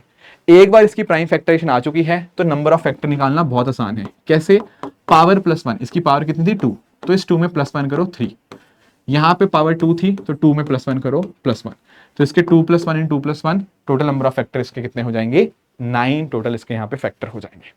ठीक है, तो ऐसे हम यहाँ पे नंबर ऑफ फैक्टर निकालते हैं, power +1 into power +1 into power +1, इस तरह से करके। ठीक है, अगर हमें सम ऑफ फैक्टर निकालना हो तो वो भी निकाल सकते हैं। कैसे, यहां लिखा हुआ है, जैसे फॉर एग्जांपल यहां पे था ना, इसके अगर हमें निकालने हो, आपको सिंपली ये देखो, आप ना 2 की पावर 0 से स्टार्ट करो और कहां तक जाना है, 2 की पावर 2 तक। तो 2 की पावर 0 प्लस 2 की पावर 1 प्लस 2 की पावर 2, ऐसे 3 के लिए 3 की पावर 0 कहां तक जाना है, यहां तक जाना है 3 की पावर 2 तक। तो ये बन जाएगा इसका सम ऑफ फैक्टर्स। अगर ये निकालना हो तो आप इसको भी निकाल सकते हो। तो पावर 0 से स्टार्ट करते हुए पावर +1 जब तक जाना है जब तक आपके पास पावर x ना आ जाए, जैसे उस केस में था। ठीक है, प्रोडक्ट ऑफ फैक्टर निकालना हो तो सिंपल है, जैसे 36 का अगर प्रोडक्ट ऑफ फैक्टर निकालना है तो it is nothing but number की पावर क्या करनी है, नंबर ऑफ फैक्टर बाय 2। जैसे नंबर ऑफ फैक्टर यहाँ पे कितने आए थे, 9, तो 36 की पावर 9/2, ये बनेगा प्रोडक्ट ऑफ फैक्टर्स, नंबर की power number of factors bye 2। ऐसे इसको हम यहाँ पे निकाल सकते हैं। ठीक है, अब इसी में कई बार आता है कि ऑड फैक्टर निकालो, इवन फैक्टर निकालो, वो निकालना भी आसान है। देखो जैसे 36 को मैंने आपको बताया, 36 क्या निकल था, 2 की पावर 2 इंटू 3 की पावर 2। किसी ने आपसे पूछा, देखो टोटल फैक्टर तो हमने अभी बता दिए, कितने आए थे, 2 + 1 इंटू 2 + 1, वो आया था 9। अगर किसी ने पूछा कि ऑड फैक्टर बताओ, तो ऑड फैक्टर क्या होते हैं, जिसमें 2 नहीं आता, जिसमें 2 नहीं आता वो ऑड फैक्टर होते हैं। तो ऑड फैक्टर के लिए आप मान लो 2 है ही नहीं, अब बताओ इसके कितने फैक्टर हुए, जो बाकी बच गया, सर इसके बाकी फैक्टर हुए 2 + 1, पावर +1 करते हैं ना, तो number of odd factor is 3। अगर टोटल 9 फैक्टर थे, उनमें से 3 ऑड हैं, तो इवन फैक्टर कितने आ जाएंगे, 9 में से 3 ऑड है, तो बाकी बचे हुए 6 फैक्टर आपके इवन हो जाएंगे। ऐसे आप लोग ऑड फैक्टर और इवन फैक्टर यहां पे निकाल सकते हैं। चलिए आगे आएंगे। हाँ, आगे आके ना रिमाइंडर के अंदर एक थ्योरम आती है आपकी, फर्मेट थ्योरम, इसको भी आप देख सकते हो। ये पता क्या बोलता है कि अगर मान लो एक एक्सप्रेशन है a की power p - 1 divide by p, ऐसा कुछ एक्सप्रेशन है जहां पर p क्या है, प्राइम नंबर, और a और p क्या है, को प्राइम, मतलब a और p के बीच में हाईएस्ट फैक्टर जो कॉमन है वो 1 है। अगर ऐसा होता है ना तो इसका रिमाइंडर हमेशा 1 आता है। सर एग्जाम्पल दे सकते हैं? हाँ बिल्कुल, जैसे फॉर एग्जाम्पल आपके सामने एक नंबर है, मान लो 18 की पावर 18/19। किसी ने आपसे ये पूछा कि इसका रिमाइंडर बताओ। हालांकि देखो मैंने जो क्लास में बताया उससे आराम से, बहुत आराम से आप निकाल लोगे इसको 19 - 1 लिख के। पर फर्मेट थ्योरम यही बोलती है कि क्योंकि यहाँ पर 18 और 19 के बीच में कुछ भी कॉमन फैक्टर नहीं है एक्सेप्ट 1, और दूसरी बात आप ये भी नोटिस करो, ये प्राइम नंबर है, ये प्राइम -1 है, तो इस केस में इसका आप रिमाइंडर डायरेक्टली बता सकते हो, it is nothing but equal to 1। ये है फर्मेट थ्योरम आपकी कि a की power p - 1 divide by p करेंगे where p is prime and a and p are coprime, उस केस में रिमाइंडर हमेशा आपका 1 ही निकल के आएगा। हाँ, ऐसे एक कॉन्सेप्ट आता है आपका नंबर ऑफ जीरोस का। नंबर ऑफ जीरोस के लिए तो कॉन्सेप्ट बड़ा सिंपल है। अगर आपको ये देखना है कि किसी पर्टिकुलर नंबर के एंड में कितनी जीरोस आ रही हैं, बेसिकली ट्रेलिंग जीरोस कितनी है, तो आपको सिंपली ये देखना है कि उसमें 2 कितनी बार आया और 5 कितनी बार आएगा। ठीक है, अगर आपको एंड में 0 चाहिए तो आपको 2 भी चाहिए एंड आपको 5 भी चाहिए। अगर दोनों 2 और 5 मिल जाएंगे तब जाके आपको एंड में 0 मिल जाएगा। ठीक है ना, तो बस आपको ये देखना होगा कि कम बार कौन सी चीज आ रही है। अगर 2 कम बार आया तो उतने जीरोस होंगे, अगर 5 कम बार आया तो उतने जीरोस बनेंगे। ठीक है, तो कम बार कौन सी चीज आई वो देखना होता है, राइट। ठीक है, अब जैसे मान लो n फैक्टोरियल है। ठीक है, किसी ने पूछा n फैक्टोरियल, n फैक्टोरियल के एंड में कितने जीरोस होंगे। अब देखो n फैक्टोरियल है ना, उसमें 2 बहुत बार आएगा। I will give you example, मान लो 7 फैक्टोरियल है। अब ये क्या लिखेंगे, 7 × 6 × 5 × 4 × 3, ऐसे करते करते 1 तक लिखना है। अब इसमें ना 2 बहुत बार आएगा, 2 में भी आएगा, 4 में भी आएगा, 6 में भी आएगा, बट 5 आएगा कम बार। तो हमें अगर ऐसे फैक्टोरियल वाली वैल्यू गिवन होती है ना, तो कम बार नॉर्मली आपका 5 ही आएगा। तो हमें सिर्फ 5 देखना होता है कि कितनी बार आया, और वो कैसे देखेंगे, सिंपल है, आप यहां पे 7 को 5 से डिवाइड करो, उसका लोएस्ट इंटीजर देखो, फिर 7 को 5 का स्क्वायर देखो, उसका लोएस्ट इंटीजर देखो। आप नोटिस करो, इसको आगे तक लेके जाना है जब तक 0 नहीं आ जाए। तो 7/5 बनता है 1 पॉइंट समथिंग बनता है, पर हमें लोएस्ट इंटीजर देखना होता है। 7/25 बनता है 0, आगे सारे 0 ही बनेंगे। तो इसमें केवल एक बार 5 आएगा, 2 आएगा बहुत बार, 5 आएगा 1 बार, कम बार आ रहा है 5 जो कि एक बार आ रहा है, तो नंबर ऑफ जीरोस यहां पे एक ही होंगी। ठीक है, इनको ऐसे हम देख सकते हैं, राइट। अब जैसे ये क्वेश्चन है 42 फैक्टोरियल इंटू 29 फैक्टोरियल, इसमें कितने जीरोस आएंगे। अब इसमें आपको समझ आ गया होगा कि 2 तो बहुत बार आएगा, कम बार आएगी 5। तो हम क्या कर सकते हैं, 42 फैक्टोरियल में देख सकते हैं 5 कितनी बार आया। सिंपल, 42 की अगर हम बात करें तो 42/5 की पावर 1 का लोएस्ट इंटीजर, 42/5 का पावर 2 प्लस 42/5 की पावर 3। इसके बाद वाले नंबर सारे 0 बनेंगे, तो आगे निकालने की जरूरत ही नहीं। 42/5 होता है 8, 42/25 होता है 1, 42 ये होता है आपका 0, तो यहां बने 9। ऐसे 29 फैक्टोरियल में देख लो, ये बनेगा 29/5 की पावर 1 प्लस 29/5 की पावर 2। आगे करेंगे वो हमेशा 0 ही बनता रहेंगे इसके बाद, तो ये कितना बनेगा 5 + 1 6। तो 9 जीरोस यहाँ पे, 6 जीरोस यहाँ पे, तो टोटल कितने जीरोस बने, 9 + 6, टोटल 15 जीरोस यहाँ पे आपको देखने को मिल जाएंगे। ऐसे इनको सॉल्व कर सकते हैं। एक और देख लो यहाँ पे, जैसे ये क्वेश्चन आया था, बहुत ही इंटरेस्टिंग क्वेश्चन था। अब यहाँ पे देखो, इसने पूछा गया कि ये पर्टिकुलर प्रोडक्ट के अंदर टोटल नंबर ऑफ जीरोस कितने आएंगे। अब अगर आप इन नंबर्स को ध्यान से देखोगे ना, आप रियलाइज करोगे यहाँ पे 2 तो बहुत बार आएगा। कैसे, 2 की पावर 4, 4 की पावर 8, 6 की पावर 12, 8 की पावर 16, 10 की पावर 20, 2 आ रहा है बहुत बार।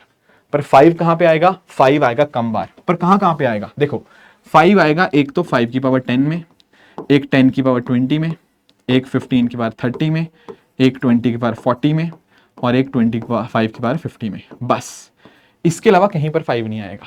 हमें बस यही देखना है कि इसमें 5 कितनी बार आएगा। बस अब देखो, यहां पर तो साफ साफ पता लग रहा है 10 बार आया 5, यहां पर भी साफ साफ पता लग रहा है 20 बार आया, यहां पर भी साफ साफ पता लग रहा है 30 बार आया, यहां पर भी साफ पता लग रहा है 40 बार आया।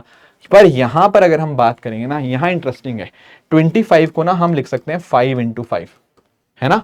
तो यहां पर इस 5 की वजह से 50 बार और इस 5 की वजह से 50 बार, तो टोटल 100 बार यहां पे 5 आया। तो 100, 140, 170, 190, 200, तो 5 आ रहा है 200 बार, 2 आ रहा है बहुत बार, तो जीरोस कितनी आएंगी, 200 बार।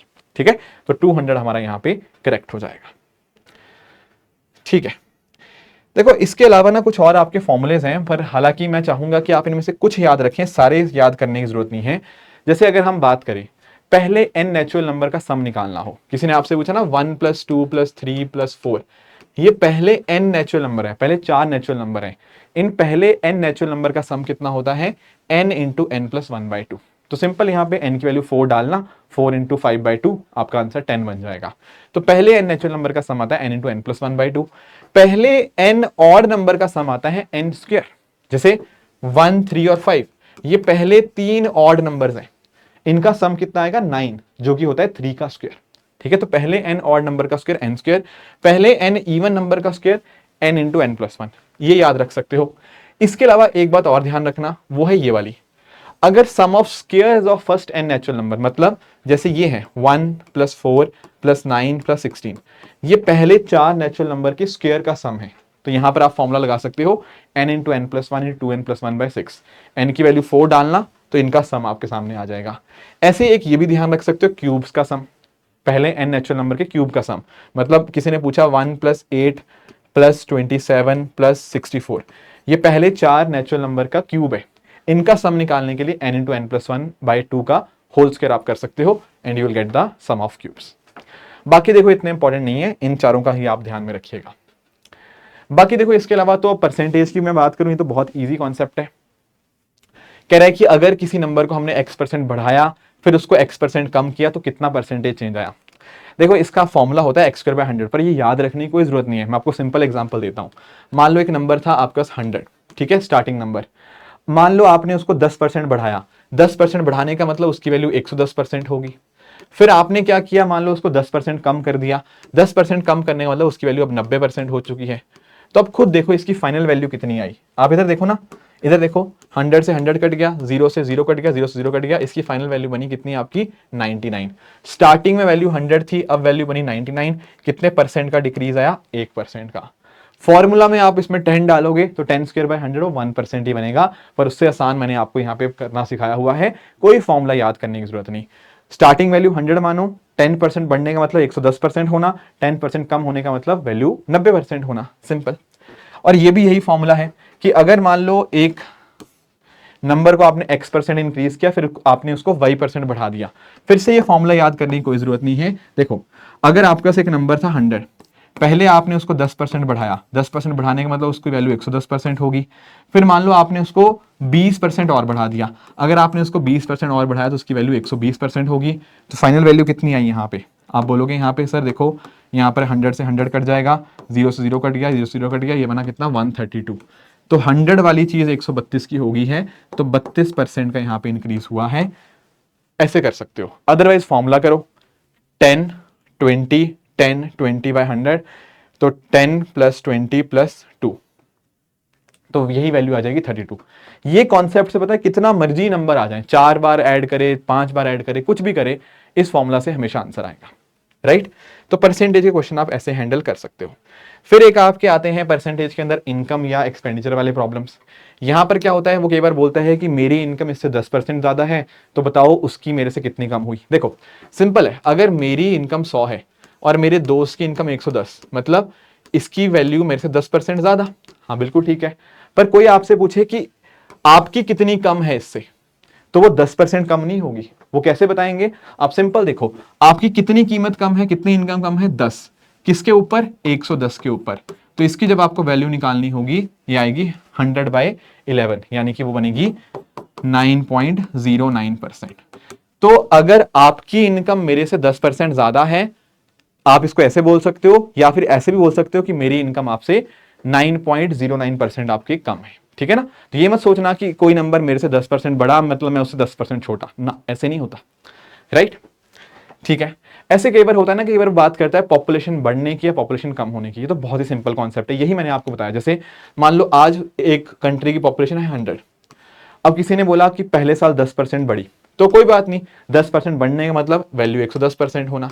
फिर उसने कहा कि उसकी वैल्यू अगले साल पॉपुलेशन 20% कम होगी, अब 20% कम होने का मतलब वैल्यू 80% होना, ठीक है। फिर किसी ने कहा कि नहीं अगले साल, फिर क्या हुआ, अगले साल उसकी वैल्यू अगले साल पॉपुलेशन 25% बढ़ गई, 25% बढ़ने का मतलब वैल्यू 125% होना। तो टोटल कितना चेंज आया, तो कोई घबराने वाली बात ही नहीं, आंसर आ गया हमारा। सिंपल देखो यहाँ पे इसको कट करना, ये बनेगा 4, ये बनेगा 5, ये बनेगा 5, ये बनेगा 4, ये 4 से 4 कटा, 5 से 5 कटा, 100 से 100 कटा, वैल्यू बनी 110।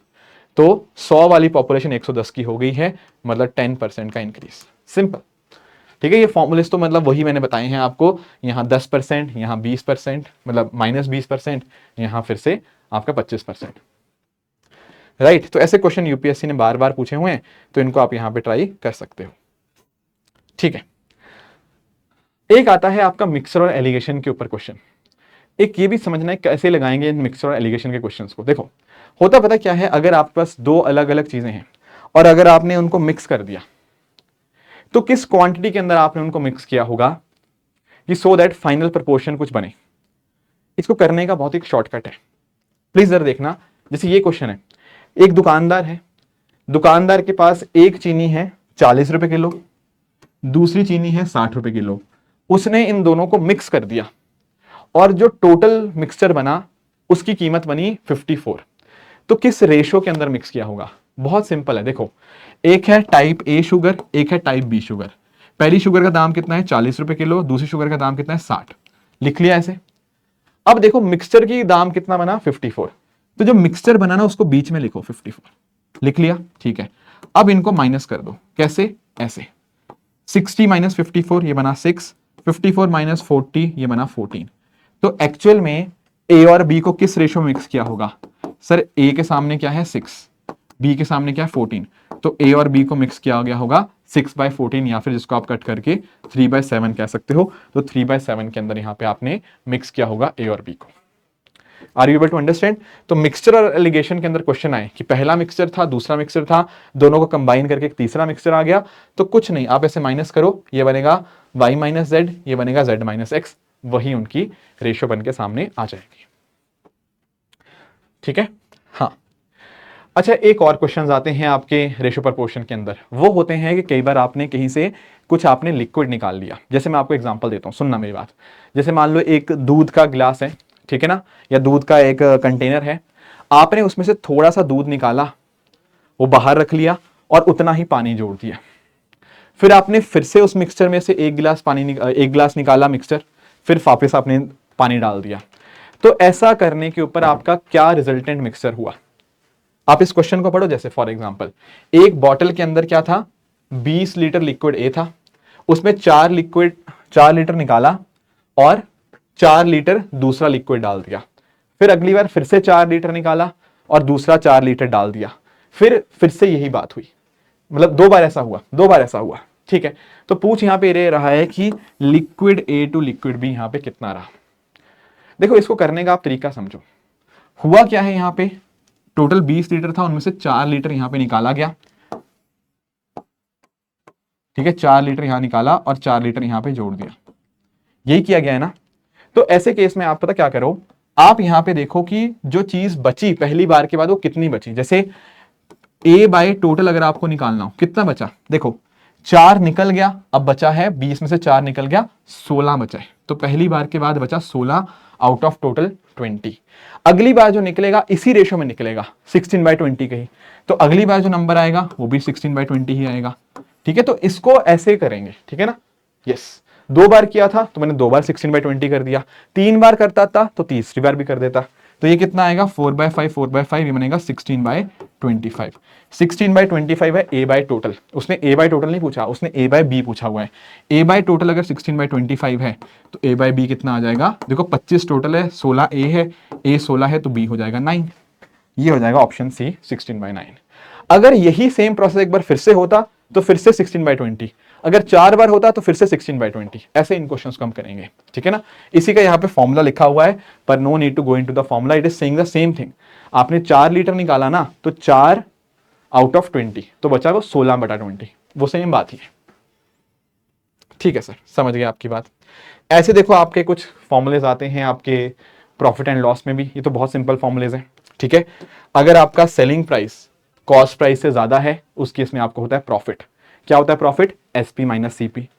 प्रॉफिट परसेंटेज निकालना हो तो आप ध्यान रखना, चाहे प्रॉफिट निकालो चाहे लॉस निकालो, वो हमेशा सीपी के ऊपर निकालते हैं, तो प्रॉफिट बाय सीपी इंटू 100। ऐसे लॉस परसेंटेज निकालना हो तो loss by cost price into 100%, ऐसे आप निकाल सकते हो। ठीक है। बाकी देखो, अगर कई बार वो क्वेश्चन में लिखता है कि सेलिंग प्राइस आपका पता क्या है, सेलिंग प्राइस मान लो वो ऐसा लिखे, सेलिंग प्राइस आपका 125% है कॉस्ट प्राइस का, तो इसका मतलब क्या हुआ, आप देखो ना, कॉस्ट प्राइस अगर 100 है तो सेलिंग प्राइस कितना हुआ, 125%, यानी कि 125, तो 100 वाली चीज 125 की बिकी, तो 25 ये जो हुआ एक्स्ट्रा 25 क्या है, प्रॉफिट। ठीक है। तो अगर कभी ऐसा लिखे SP is equal to 100 plus K percent of CP, तो जो के परसेंट है वो यहां पे आपका प्रॉफिट होगा। अगर 100 माइनस के हो तो के परसेंट आपका लॉस हो जाएगा उस केस के अंदर। ऐसे इन क्वेश्चंस को आप देख सकते हो। अच्छा, ऐसे ही आपका डिस्काउंट की बात भी आ जाती है। जब हम बात करते हैं ना डिस्काउंट की, तो आप ध्यान रखना, डिस्काउंट हमेशा जो आपको मिलता है वो मार्क प्राइस के ऊपर होता है। बहुत इंपॉर्टेंट चीज है मार्क प्राइस, जो दुकानदार आपको दिखाता है, बेचता नहीं है, दिखाता है। जैसे कई बार होता है ना, 1000 रुपया उसने दिखाया आपको कि ये है शर्ट का दाम, बेचा नहीं, उसने कहा पर मैं एक काम करता हूं, आपको ये शर्ट 800 की दे दूंगा, तो ये बीच में आपको 200 रुपए का डिस्काउंट मिला ना, इसको बोलते हैं हम डिस्काउंट। ये मार्क प्राइस, ये selling price, mark price minus selling price करेंगे वो बनेगा डिस्काउंट। और डिस्काउंट परसेंटेज अगर आप निकालना हो, it is simply but nothing but discount bye mark price into 100। ठीक है, ऐसे करना है। अच्छा, एक बात कई बार आती है कि सर मान लो उसने 2-3 बार डिस्काउंट दे दिया, तो हम कैसे निकालेंगे। मैं आपको एग्जांपल देता हूं। देखो, जैसे मान लो एक 100 रुपए की शर्ट है, ठीक है, अब उसने पता क्या किया, उसने हमें 20% डिस्काउंट दे दिया। ठीक है, मतलब मान लो उसने कहा कि सर मैं आपको 20% प्लस 30% ऑफ दूंगा, तो टोटल कितने यार डिस्काउंट हुआ। सिंपल है इसका करने का तरीका। मान लो शर्ट 100 रुपए की है, अगर वो आपको 20% डिस्काउंट दे रहा है ना, मतलब उसकी वैल्यू शर्ट की 20% कम हो जाएगी। अभी परसेंटेज में मैंने आपको बताया, अगर किसी चीज की वैल्यू 20% कम होती है तो उसकी वैल्यू कितनी बची, 80%। फिर इसके ऊपर उसने 30% और ऑफ कर दिया, 30% कम करने का मतलब वैल्यू होना 70%, तो यही बनेगी उसकी फाइनल वैल्यू। कितनी बनेगी ये देखो, 100 से 100 कट जाएगा, ठीक है, 0 0 0 0, ये बनेगी 56। 100 रुपए वाली चीज अब 56 की हो चुकी है, मतलब कितने का डिस्काउंट मिला है, 44% का आपको यहाँ पे डिस्काउंट मिलता हुआ देखने को मिल जाएगा। तो ऐसे आप लोग डिस्काउंट के अंदर भी ये परसेंटेज वाला कॉन्सेप्ट अप्लाई कर सकते हो। ठीक है। हाँ, एक दो क्वेश्चन और है। देखो, एक ना आपके ना बुक में एक फॉर्मूला गिवन होता है नॉर्मली, अब बच्चे समझ नहीं पाते कि कैसे उस फॉर्मूला को लगाना है। जैसे यहां पे नोटिस करो, देखो यहां पर क्या बोला गया है कि एक बंदा है सोहन, उसने 2 गायें हैं जिनकी सीपी सेम है, कॉस्ट प्राइस सेम है। एक पे उसने 10% प्रॉफिट किया और दूसरे पे उसने 10% लॉस किया, उसका ओवरऑल प्रॉफिट या लॉस बताओ। सब ज्यादातर बच्चे ना इस केस में क्वेश्चन में गड़बड़ कर देते हैं, पता है क्यों। उन्होंने फॉर्मूला एक पढ़ा होता है बुक के अंदर, x²/100, पर कभी ये नहीं समझा कि वो फॉर्मूला लगाना कब होता है। देखो, 2 तरह के क्वेश्चन बनते हैं यहां पे। देखो, जब उसने बोला ना same cost price, same cost price, अब मैं आपको सिंपल एग्जांपल देता हूं। जैसे मान लो एक 100 रुपए वाली चीज थी, ठीक है, दो चीजें हैं, पहला का भी दाम 100, दूसरे का भी दाम 100। अगर उसने इस पे 10% कमाया ना, तो मतलब उसने इसको 110 में बेचा होगा, और अगर इसके ऊपर वो 10% लॉस पे बेचता, मतलब वो 90 रुपए में बेचता। तो देखो, 100 रुपए की पहली गाय, उसके ऊपर उसको 10% प्रॉफिट हुआ, 100 रुपए की दूसरी गाय, उस पर उसको 10% लॉस हुआ। तो जब सीपी सेम होता है ना, when there is same CP, जब कॉस्ट प्राइस सेम होता है और एक को x% प्रॉफिट पे बेचते हैं, एक को x% लॉस पे, वहां पर कोई प्रॉफिट नहीं होता या कोई लॉस नहीं होता। इसका आंसर बनेगा ऑप्शन ए। ये कब होगा, जब सेम कॉस्ट प्राइस है तब। कॉस्ट प्राइस सेम होगा, एक को x% प्रॉफिट पे बेचा, एक को x% लॉस पे, तो वहां पर no profit no loss. But अगर मैं यहां पे दूसरा क्वेश्चन आपको बिठाऊं, यहां पर बच्चों को लगता है ये तो क्वेश्चन सेम है, पर बिल्कुल भी नहीं है। यहां पर लाइन पता क्या है, यहां पर सेलिंग प्राइस सेम है, गाय को बेचने का दाम सेम है। पिछले वाले में कॉस्ट प्राइस सेम था दोनों का, यहां पर दोनों गाय का सेलिंग प्राइस सेम है। अगर यहां पे सेलिंग प्राइस सेम होता ना दोनों गाय का, उस केस में लॉस होता है। कितना होता है, R²/100% का। तो यहां पे जब ये कब लगाना है, जब सेम एसपी हो। सेम एसपी होगा तो लॉस होगा, सेम सीपी होगा तो no profit no loss. Same SP में लॉस कितना होगा, R²/100, यहां R कितना है 10%, तो 10²/100%, ये कितना बनेगा 1%। तो यहां पर 1% का लॉस होगा, तो option C will be the correct answer. तो पीएनएल के अंदर आप ये बात ध्यान में रखना कि सीपी सेम है या एसपी सेम है। सीपी सेम होगा तो आपका no profit no loss, SP same होगा तो लॉस होगा आर स्क्वायर बाय 100% का, राइट। ठीक है। अच्छा, एक कॉन्सेप्ट और आता है आपका डिसऑनेस्ट शॉपकीपर का। कई बार आपका दुकानदार है आपके साथ यहां पे गड़बड़ करता है, वो बोलता तो है कि मैं आपको 1 किलो का सामान दे रहा हूं, पर वो देता है कम। जैसे फॉर एग्जांपल इस क्वेश्चन में एक दुकानदार ने आपको बोला जरूर कि मैं आपको 1 किलो का सामान दूंगा, पर उसने चोरी करी। कैसे चोरी करी? उसने अपनी तकड़ी में कुछ गड़बड़ कर रखी थी, तो आपको 1 किलो की जगह केवल 800 ग्राम ही यहां पे उसने आपको दिया। तो ऐसे केस में प्रॉफिट परसेंटेज कैसे निकालेंगे? आप बस ये देखो उसने आपको बेचा कितना। देखो उसने बोला है 1000, पर दे आपको कितना रहा है? 800 ग्राम। आपको 800 ग्राम बेच रहा है, प्रॉफिट कितना हुआ उसको? 200 ग्राम का। तो कितना परसेंटेज ये निकला? 200 बाई 800 इंटू 100, ये बनेगा 25%। यही चीज जो मैंने आपको समझाई ये फॉर्मूला से ऐसे लिख दी जाती है, 1000 minus x by x into 100। आप इसको सिंपल सोचो, बेचा उसने एक्चुअल में आपको 800, बोला 1000, बेचा है 800 का, बट उस 800 में उसने 200 रुपया मतलब 200 ग्राम कमाई कर ली, तो कमाई डिवाइड बाय सीपी इंटू 100, ये बन जाता है आपका 25%। ऐसे आपको करना है क्वेश्चन। बट कई बार क्वेश्चन वो कॉम्प्लिकेट करता है। यहां पर पता क्या होता है, दो तरह से वो कमाई करता है। एक तो उसने अपने जो तोलने वाला इंस्ट्रूमेंट है उसमें गड़बड़ी करता है, और एक्चुअल में अलग से भी प्रॉफिट करता है। ऐसे क्वेश्चन को देखो कैसे करना है। देखो, एक तो प्रॉफिट उसके पास है ही है 10% वाला, ये सेपरेट प्रॉफिट है जो उसने एक्चुअल प्रॉफिट किया। एक उसने प्रॉफिट पता क्यों किया? एक उसने प्रॉफिट किया बिकॉज ऑफ द डिसऑनेस्टी। 1000 ग्राम का बोल के बेचा है 800 ग्राम का। अभी मैंने आपको बताया इसमें कितना प्रॉफिट होता है? 25%। अभी बताया था ना, 200 बाई 800 इंटू 100, 25% यहां प्रॉफिट हुआ, 10% यहां प्रॉफिट हुआ। अब मेरी बात ध्यान से समझना, कभी भी इनको ऐड मत कर देना कि अच्छा 10% यहां हुआ, 25% यहां हुआ, टोटल 35 नहीं। जब भी दो अलग अलग टर्म्स होती हैं, A% प्रॉफिट और B% प्रॉफिट, उनका टोटल प्रॉफिट आता है A plus B plus A B by 100। तो जैसे ही आप इसको करोगे 10 plus 25 plus 10 into 25 by 100 successive change के थ्रू, तो यहां पर आपका इसका आंसर बनेगा 37.5%। ठीक है, ऐसे करना है। ऐसा मत सोचना कि 10% यहां प्रॉफिट हुआ, 25 यहां, तो 35%। नहीं, उससे ज्यादा होगा। 10% और 25% तो है ये, plus A B by 100, resultant profit इतना आएगा। ठीक है। हाँ, इसके अलावा देखो कुछ और बेसिक कंसेप्ट्स हैं आपके सिंपल इंटरेस्ट कंपाउंड इंटरेस्ट के। आई थिंक इसमें तो कोई दिक्कत ही नहीं है। सिंपल इंटरेस्ट क्या होता है? P into R into T by 100। Amount क्या होता है? प्रिंसिपल प्लस आपका interest, that is your amount. अगर यही इंटरेस्ट आपका कंपाउंड इंटरेस्ट हो तो उस केस में अमाउंट का फॉर्मूला क्या बन जाता है? A is equal to P into 1 plus R by 100 की पावर टी। ये हो जाता है total amount in case of आपका कंपाउंड इंटरेस्ट। अब पॉइंट पता क्या आता है, कई बार ना आपका रेट अलग अलग होता है कि पहले साल 5% है, दूसरे साल 7% है, तो कोई घबराने वाली बात नहीं है। उस केस में क्या करेंगे? P इंटू पहले साल का रेट, फिर इंटू दूसरे साल का रेट, इंटू तीसरे साल का रेट। बस ऐसे करते रहेंगे। अगर R अलग अलग है ना हर साल का, तो फिर पावर T ना करके सबको इंडिविजुअली हम मल्टीप्लाई कर लेते हैं। बट हाँ, एक क्वेश्चन जरूर है जो आपको यहां पे पता होना चाहिए। वो ये है कि अगर मान लो 2 साल का वक्त बात करें, ये वाला फॉर्मूला, अगर वो 2 साल के टाइम पीरियड की बात करें ना, तो 2 साल के टाइम पीरियड के अंदर कंपाउंड इंटरेस्ट और सिंपल इंटरेस्ट का डिफरेंस का एक फॉर्मूला होता है P into R square by 100%। ठीक है, R बाय 100 का स्क्वायर या 100, हाँ ऐसे लिख लो, P R square by 100 square. ठीक है, ये होता है आपका 2 साल का। वो क्वेश्चन में तो क्या देगा? वो आपको दे देगा कि 2 साल का टाइम पीरियड है, उसमें कंपाउंड इंटरेस्ट और सिंपल इंटरेस्ट के बीच का डिफरेंस है 100, और आपका प्रिंसिपल है इतना, फाइंड रेट। तो वहां पर आप इस फॉर्मूला को अप्लाई कर सकते हो। 2 साल के लिए कंपाउंड इंटरेस्ट और सिंपल इंटरेस्ट का डिफरेंस का फॉर्मूला क्या बनता है? P आर स्क्वायर बाय 100 का स्क्वायर। 3 ईयर का ये फॉर्मूला बनता है। हालांकि 3 ईयर के ऊपर क्वेश्चन बहुत ही रेयरली पूछे गए हैं, बट अगर आपको याद रखना तो आप इसे याद रख सकते हो। पर ये 2 ईयर का तो बिल्कुल आपको याद होना ही चाहिए।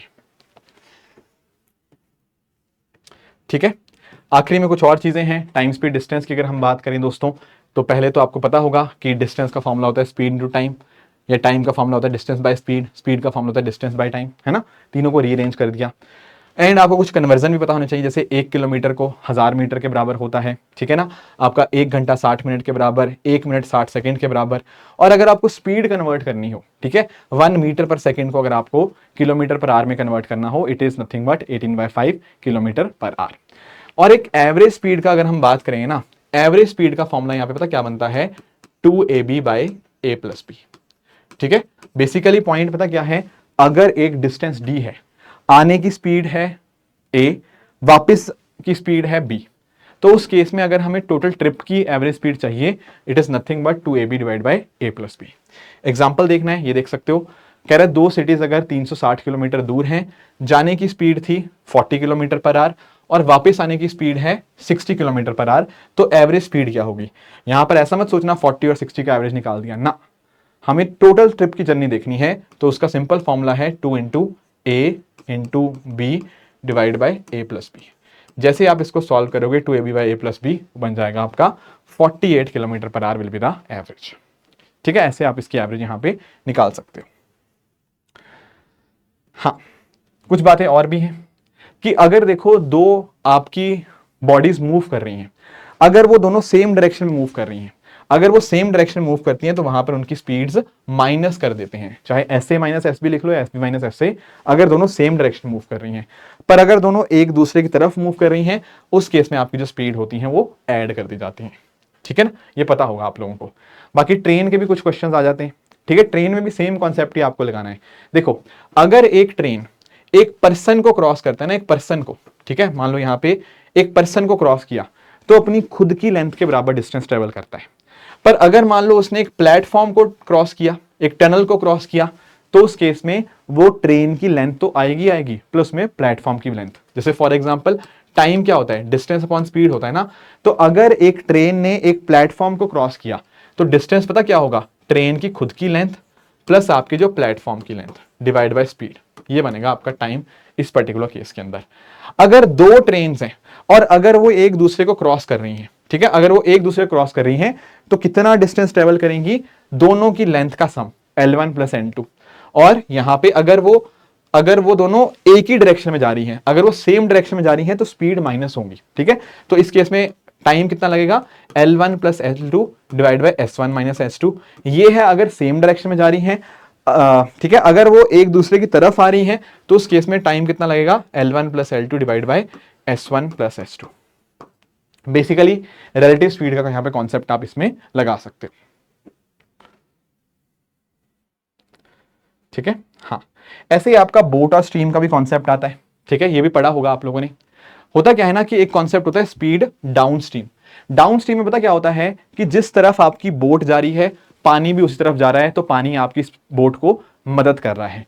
तो डाउन स्ट्रीम के अंदर क्या करेंगे, speed of boat in still water plus करेंगे प्लस स्पीड ऑफ स्ट्रीम, यानी कि आपकी बोट का खड़े पानी के अंदर कितनी स्पीड थी, उसमें आपने पानी की रफ्तार जो स्पीड ऑफ स्ट्रीम है उसको ऐड कर दिया, वो बन जाता है speed down stream. On the other hand अगर हम बात करें स्पीड अपस्ट्रीम की, अब इसमें पता क्या होता है, आपकी बोट इधर को जा रही है पर पानी सामने से आ रहा है, तो रुकावट का काम करेगा। इसी केस में यहां पर हम स्पीड माइनस कर देते हैं, it becomes nothing but speed of boat in still water minus the speed of stream. ठीक है, ये हो जाता है अपस्ट्रीम का केस। एक एग्जांपल अगर मैं आपको बताऊं, यहां पे आप नोटिस करना, देखो आप इसको ऐसे भी लिख सकते हो, स्पीड डाउनस्ट्रीम को आप लिख सकते हो u प्लस वी। ये u क्या है, speed of boat in still water, ये है आपका speed of stream. Speed upstream क्या लिखोगे, it becomes nothing but u minus V. ठीक है, ऐसे लिख सकते हो। अब इसने क्वेश्चन में क्या लिखा कि एक पर्सन है वो अपस्ट्रीम जाता है 14 kilometre per hour and downstream जाता है 26, तो बस, तो आप ऐसा लिख लो 26 is equal to U plus V. ठीक है, 14 is equal to U minus V. तो अगर आपको कुछ भी निकालना हो आप यहां से निकाल सकते हो, दोनों को ऐड कर दोगे बन जाएगा 40 इज इक्वल टू 2u। यहां से u की वैल्यू आ जाएगी 20 किलोमीटर पर आवर। ये क्या है, speed of boat in still water. अगर ये आ चुकी तो v की वैल्यू डाल सकते हो, तो v की वैल्यू यहां पे कितनी बन जाएगी 6, तो स्पीड ऑफ स्ट्रीम बन जाएगा 6। उसने स्पीड ऑफ स्ट्रीम पूछा था, बन जाएगा आपका 6 किलोमीटर पर आवर। ऐसे कर सकते हो इन क्वेश्चन। ठीक है, हाँ, एक और टाइप के क्वेश्चन आते हैं यूपीएससी के अंदर, वो ये होता है कि अगर मान लो पहले M1 लोग काम कर रहे थे D1 डेज के लिए और रोज वो H1 आवर्स काम कर रहे थे, ठीक है ना, और ऐसा करके वो वर्क 1 कंप्लीट करते थे और उनका रेट पर आवर था, मतलब उनका ठीक है, उनको क्या था, उनको R1 मिल रहे थे एज अ वेज। बाद में क्या हुआ, M2 लोग आ गए, H2 डेज काम किया, ठीक है, तो आप बताओ कि कितने घंटे उनको काम करना पड़ेगा डेली बेसिस के ऊपर अगर वो W2 वर्क कंप्लीट करते हैं R2 वेज के ऊपर। तो उस केस में सिंपली आपको ये फॉर्मूला लगा देना है, M1 H1 D1 divide by W1 into R1 is equal to M2H2D2 divide by W2 into R2। ऐसे भी लिख सकते हो, या फिर आप इसके अंदर एफिशिएंसी भी ऐड कर सकते हो, M1D1H1 E1 by W1 is equal to M2D2H2 E2 by W2। ठीक है, ये फॉर्मूला आप यहां पे ध्यान रख सकते हो। जैसे यहां पर एक क्वेश्चन है, यहां पर क्या बोल रहा है, कह रहा है कि देखो 24 लोग हैं, ठीक है, वो एक काम को कंप्लीट करते हैं 20 दिनों के अंदर। आप ये बताओ कि कितने एक्स्ट्रा लोग चाहिए होंगे अगर काम 4 दिन पहले कंप्लीट करना है। अब इसमें फॉर्मूला देखो यही लगेगा, कौन सा वाला जो मैंने आपको बताया, M1D1H1 E1 by W1 is equal to M2D2H2 E2 by W2। पर पॉइंट पता क्या है, यहां पर हमें वर्क नहीं दे रखा, मतलब वर्क कांस्टेंट होगा। हमें यहाँ पे एफिशिएंसी नहीं दे रखी, मतलब एफिशिएंसी बराबर होगी। हमें यहाँ पे उसने आर्स भी नहीं दे रखे, तो आर्स भी हम बराबर मान के चलेंगे। तो सिंपल फॉर्मूला बन गया M1D1 equal to M2D2। M1 कितने हैं, 24 लोग, कितने दिन काम करते हैं वो 20 दिन। फिर नए लोग कितने चाहिए, मतलब 24 तो ऑलरेडी थे, कुछ एक्स्ट्रा लोग चाहिए होंगे 24 + x। काम 4 दिन पहले खत्म होना चाहिए। देखो पहले 20 दिन लगते थे, अब हमें 16 दिन में, यानी कि 4 दिन पहले 16 दिन में काम कंप्लीट करना है। तो कितना बना ये 480, 24 इंटू 20 बना 480, और 16 इधर ले आओ, ये बनेगा 24 + x के बराबर। ये कितना बनेगा 30 इज इक्वल टू 24 + x, और यहां से x की वैल्यू आ जाएगी 6।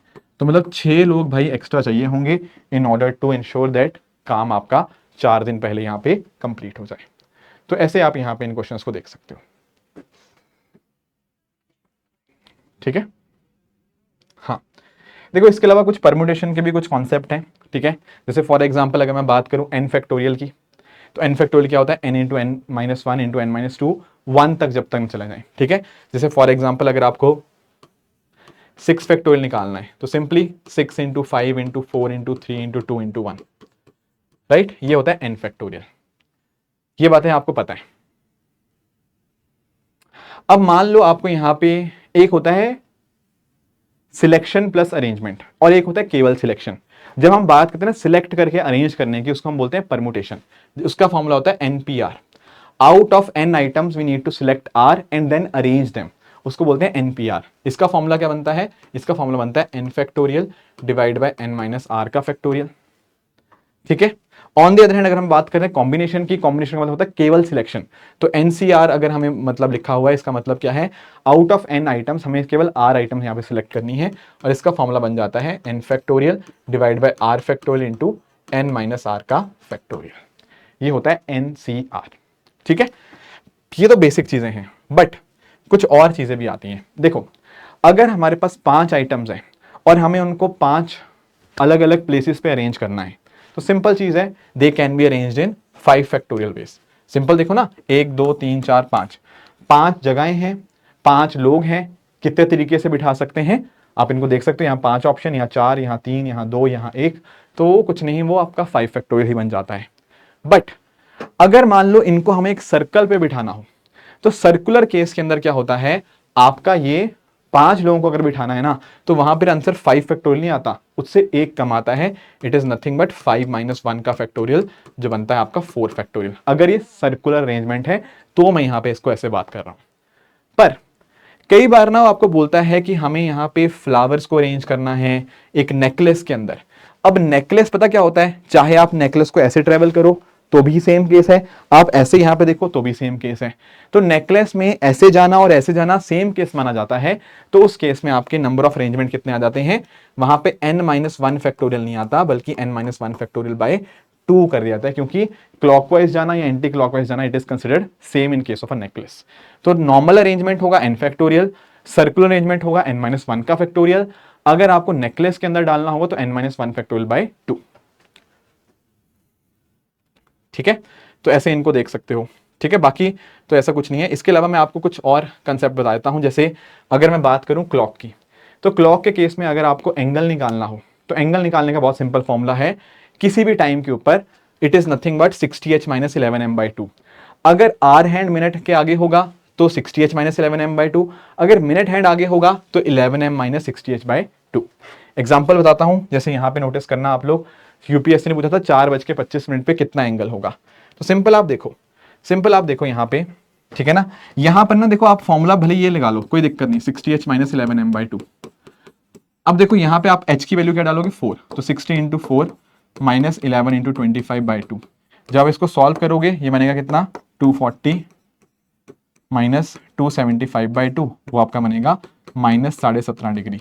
ये माइनस का मतलब पता क्या है, मिनट हैंड आगे हो चुका है, तो आंसर तो 17.5 डिग्री आएगा, पर माइनस का मतलब यहाँ पे क्या है, मिनट हैंड आपका आगे है as compare to our hand. ठीक है। बाकी देखो टाइम गेन और लॉस का मतलब पता क्या होता है कि अगर मान लो हमारी घड़ी तेज चल रही है, हम उसको बोलते हैं टाइम गेन। जैसे मैंने बोला मेरी घड़ी हर घंटे 5 मिनट गेन करती है, मतलब मेरी घड़ी 65 मिनट चलती है जब नॉर्मल घड़ी 60 मिनट चल रही है, ये होता है टाइम गेन का मतलब। इसके अलावा देखो कुछ और बातें भी हैं, जैसे फॉर एग्जांपल एक होता है मिरर इमेज। ठीक है, अगर आपको किसी भी टाइम की मिरर इमेज निकालनी हो तो आप सिंपली पता क्या करेंगे, 1160 में से माइनस कर देंगे। जैसे एक सिंपल एग्जांपल देता हूं, उसने आपको टाइम दिया कि 3:40 की मिरर इमेज बताओ कि अगर इसको हमने मिरर के सामने रखा तो मिरर में क्या फोटो दिखेगी इसकी। तो आपको कुछ नहीं करना, आपको सिंपली 1160 में से इसको माइनस कर देना है। आप इसको माइनस करोगे तो 8:20 340 की मिरर इमेज बन जाएगी इस केस के अंदर। ऐसे आप इसको यहां पे निकाल सकते हो। ठीक है, अब एक दो बातें और आती हैं कि सर हमारे क्लॉक के हैंड्स क्या ओवरलैप भी करते हैं। जवाब है बिल्कुल हाँ। एक्चुअली पता क्या होता है, अगर आपसे वो पूछे कि 0 डिग्री का एंगल कितनी बार बनता है आर हैंड और मिनट हैंड का, तो अगर कोई 12 घंटे के अंदर पूछे ना तो आपका आंसर आएगा 11 बार। कोइंसाइड करना, ओवरलैप करना, 0 डिग्री का एंगल बनना 11 बार बनता है। नॉर्मली हर घंटे एक एक बार कोइंसाइड होता है, बट जब मैं बात करता हूं 11 से लेकर 1 बजे की, वहां पर 2 बार नहीं, वहां पर सिर्फ एक बार कोइंसाइड करता है, वो होता है एग्जैक्ट 12 बजे। ऐसे कोई आपसे पूछे 180 डिग्री का एंगल कितनी बार बनता है 12 घंटे में, वो भी 11 बार बनता है। क्यों? वैसे तो हर घंटे एक एक बार कोइंसाइड होता है, पर जब मैं बात करता हूं शाम 5 बजे से लेकर मतलब 5 से 7 के बीच में, तब वो एक ही बार कोइंसाइड करता है, जो कि होता है एग्जैक्ट 6 बजे। कोइंसाइड नहीं, 180 डिग्री का एंगल, तो एग्जैक्ट 6 बजे 180 डिग्री का एंगल बनता है। बाकी 0 और 180 के अलावा कोई और एंगल पूछे तो 12 घंटे में 22 बार और 24 घंटे में उसका डबल कर दो 44 टाइम्स। ठीक है, ऐसे कर सकते हो।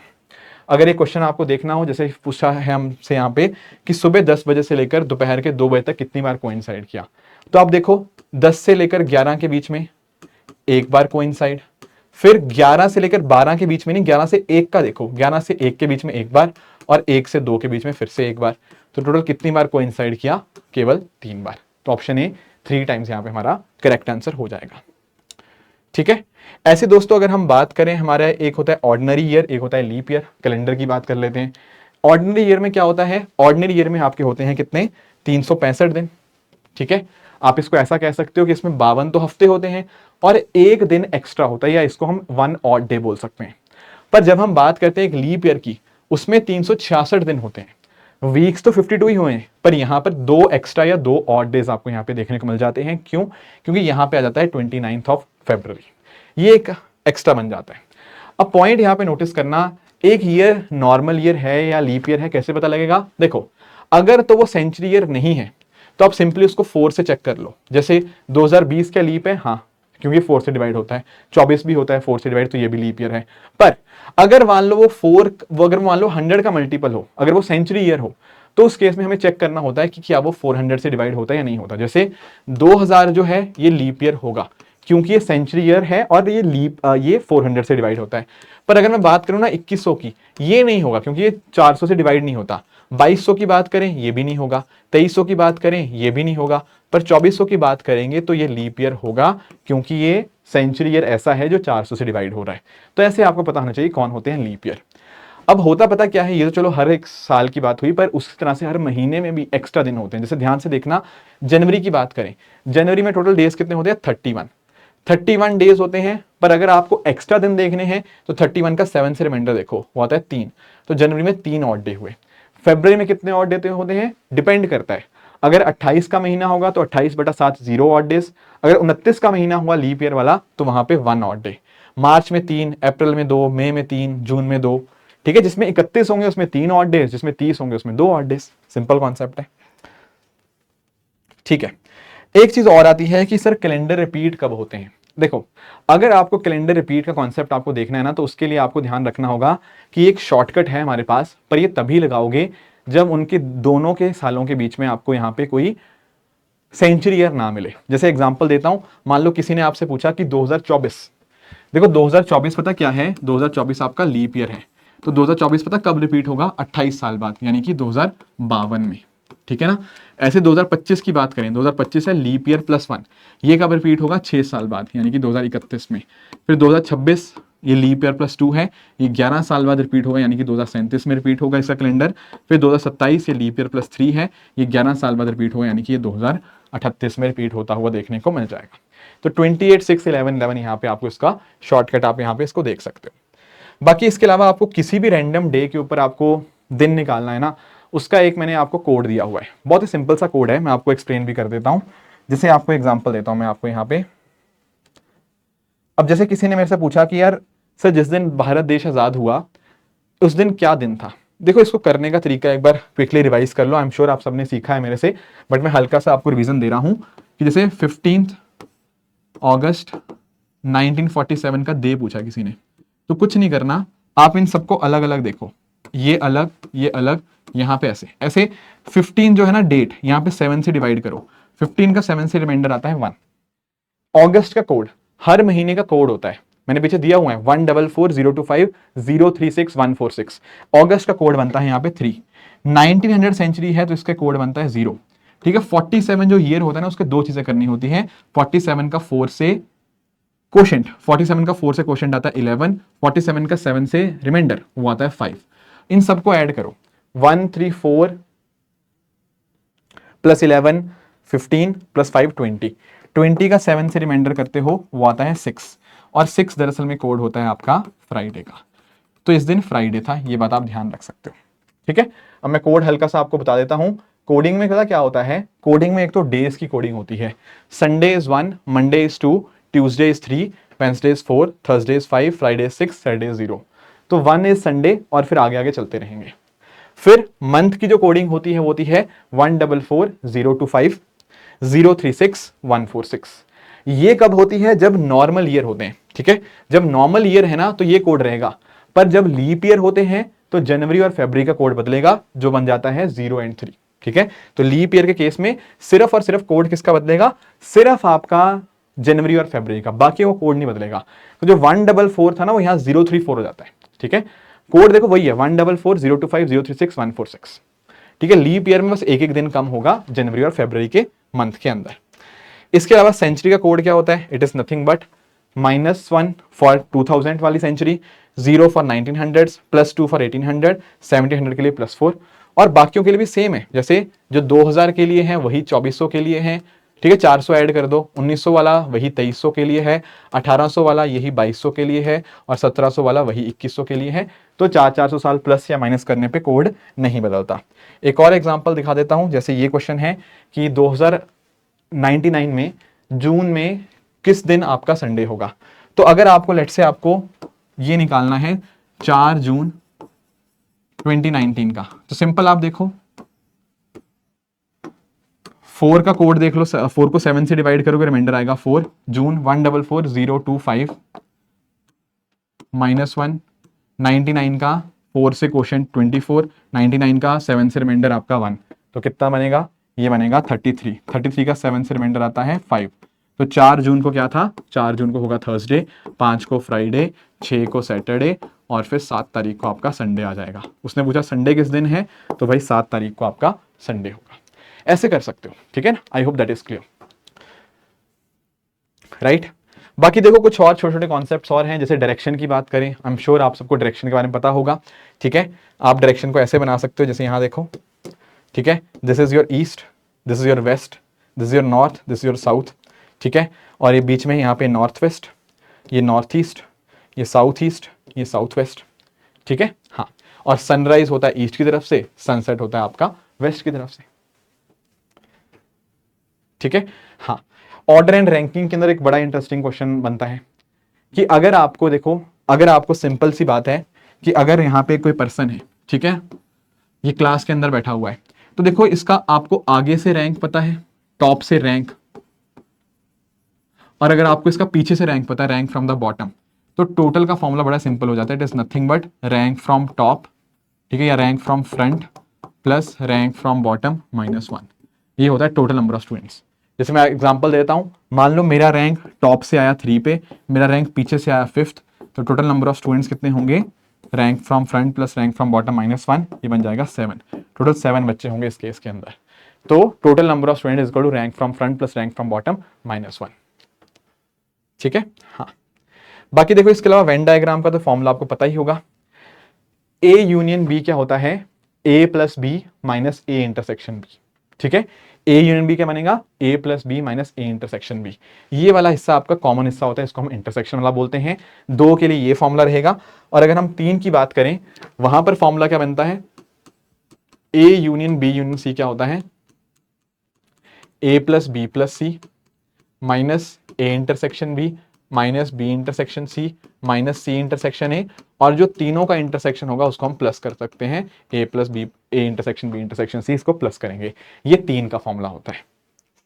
ठीक है, हाँ ठीक है। बाकी देखो सिलोजिज्म की बात करें, अगर सम ए और बी बोलेगा तो ऐसा पार्ट दिखाएंगे कि ए और बी के अंदर कुछ ना कुछ यहाँ पे कॉमन है, some portion of A is a part of B.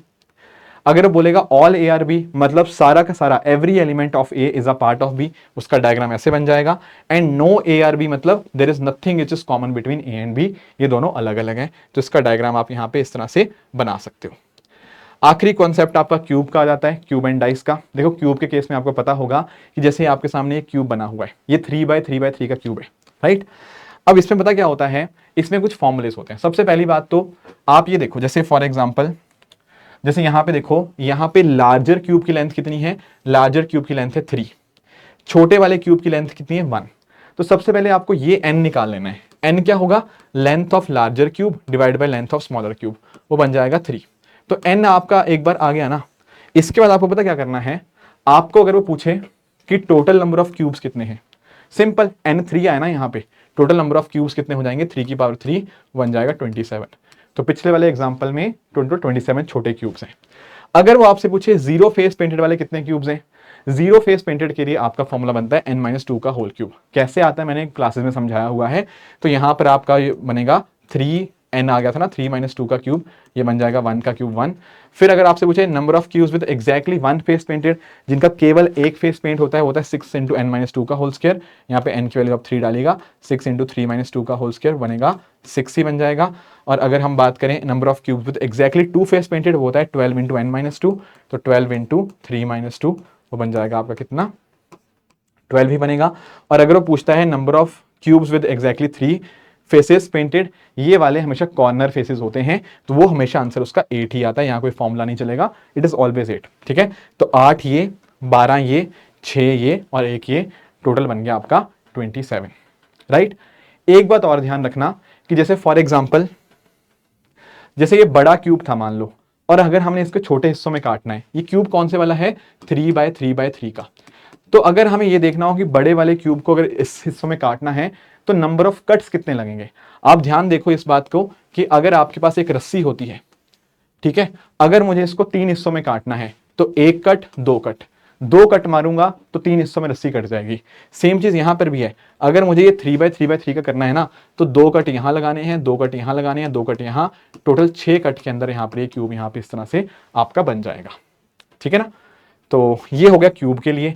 ऐसे क्यूबाइड के लिए होती हैं, ठीक है, क्यूबाइड के लिए भी सेम चीजें हैं। जैसे फॉर एग्जांपल आप यहाँ पे नोटिस कर सकते हो कि यहाँ पर भी आप n निकाल लेंगे कि बड़ा क्यूबॉइड होगा उसकी लेंथ ब्रेड्थ और हाइट डिवाइड बाय छोटे क्यूब का साइड ए, ये वैल्यू आ गई।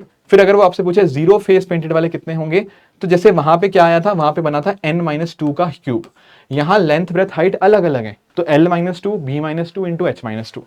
अगर वो आपसे पूछे number of cube with exactly 1 face painted, वहां पर क्या, यहाँ क्या बनता है, ट्वाइस ऑफ l-2, ऐसे लिख सकते हैं इसको, इंटू b-2 अगर क्यूब की बात, क्यूबॉइड की बात करें, plus b-2 into h-2 plus h-2 into l-2, ये बनता है इसका आपका number of cubes with 1 face painted.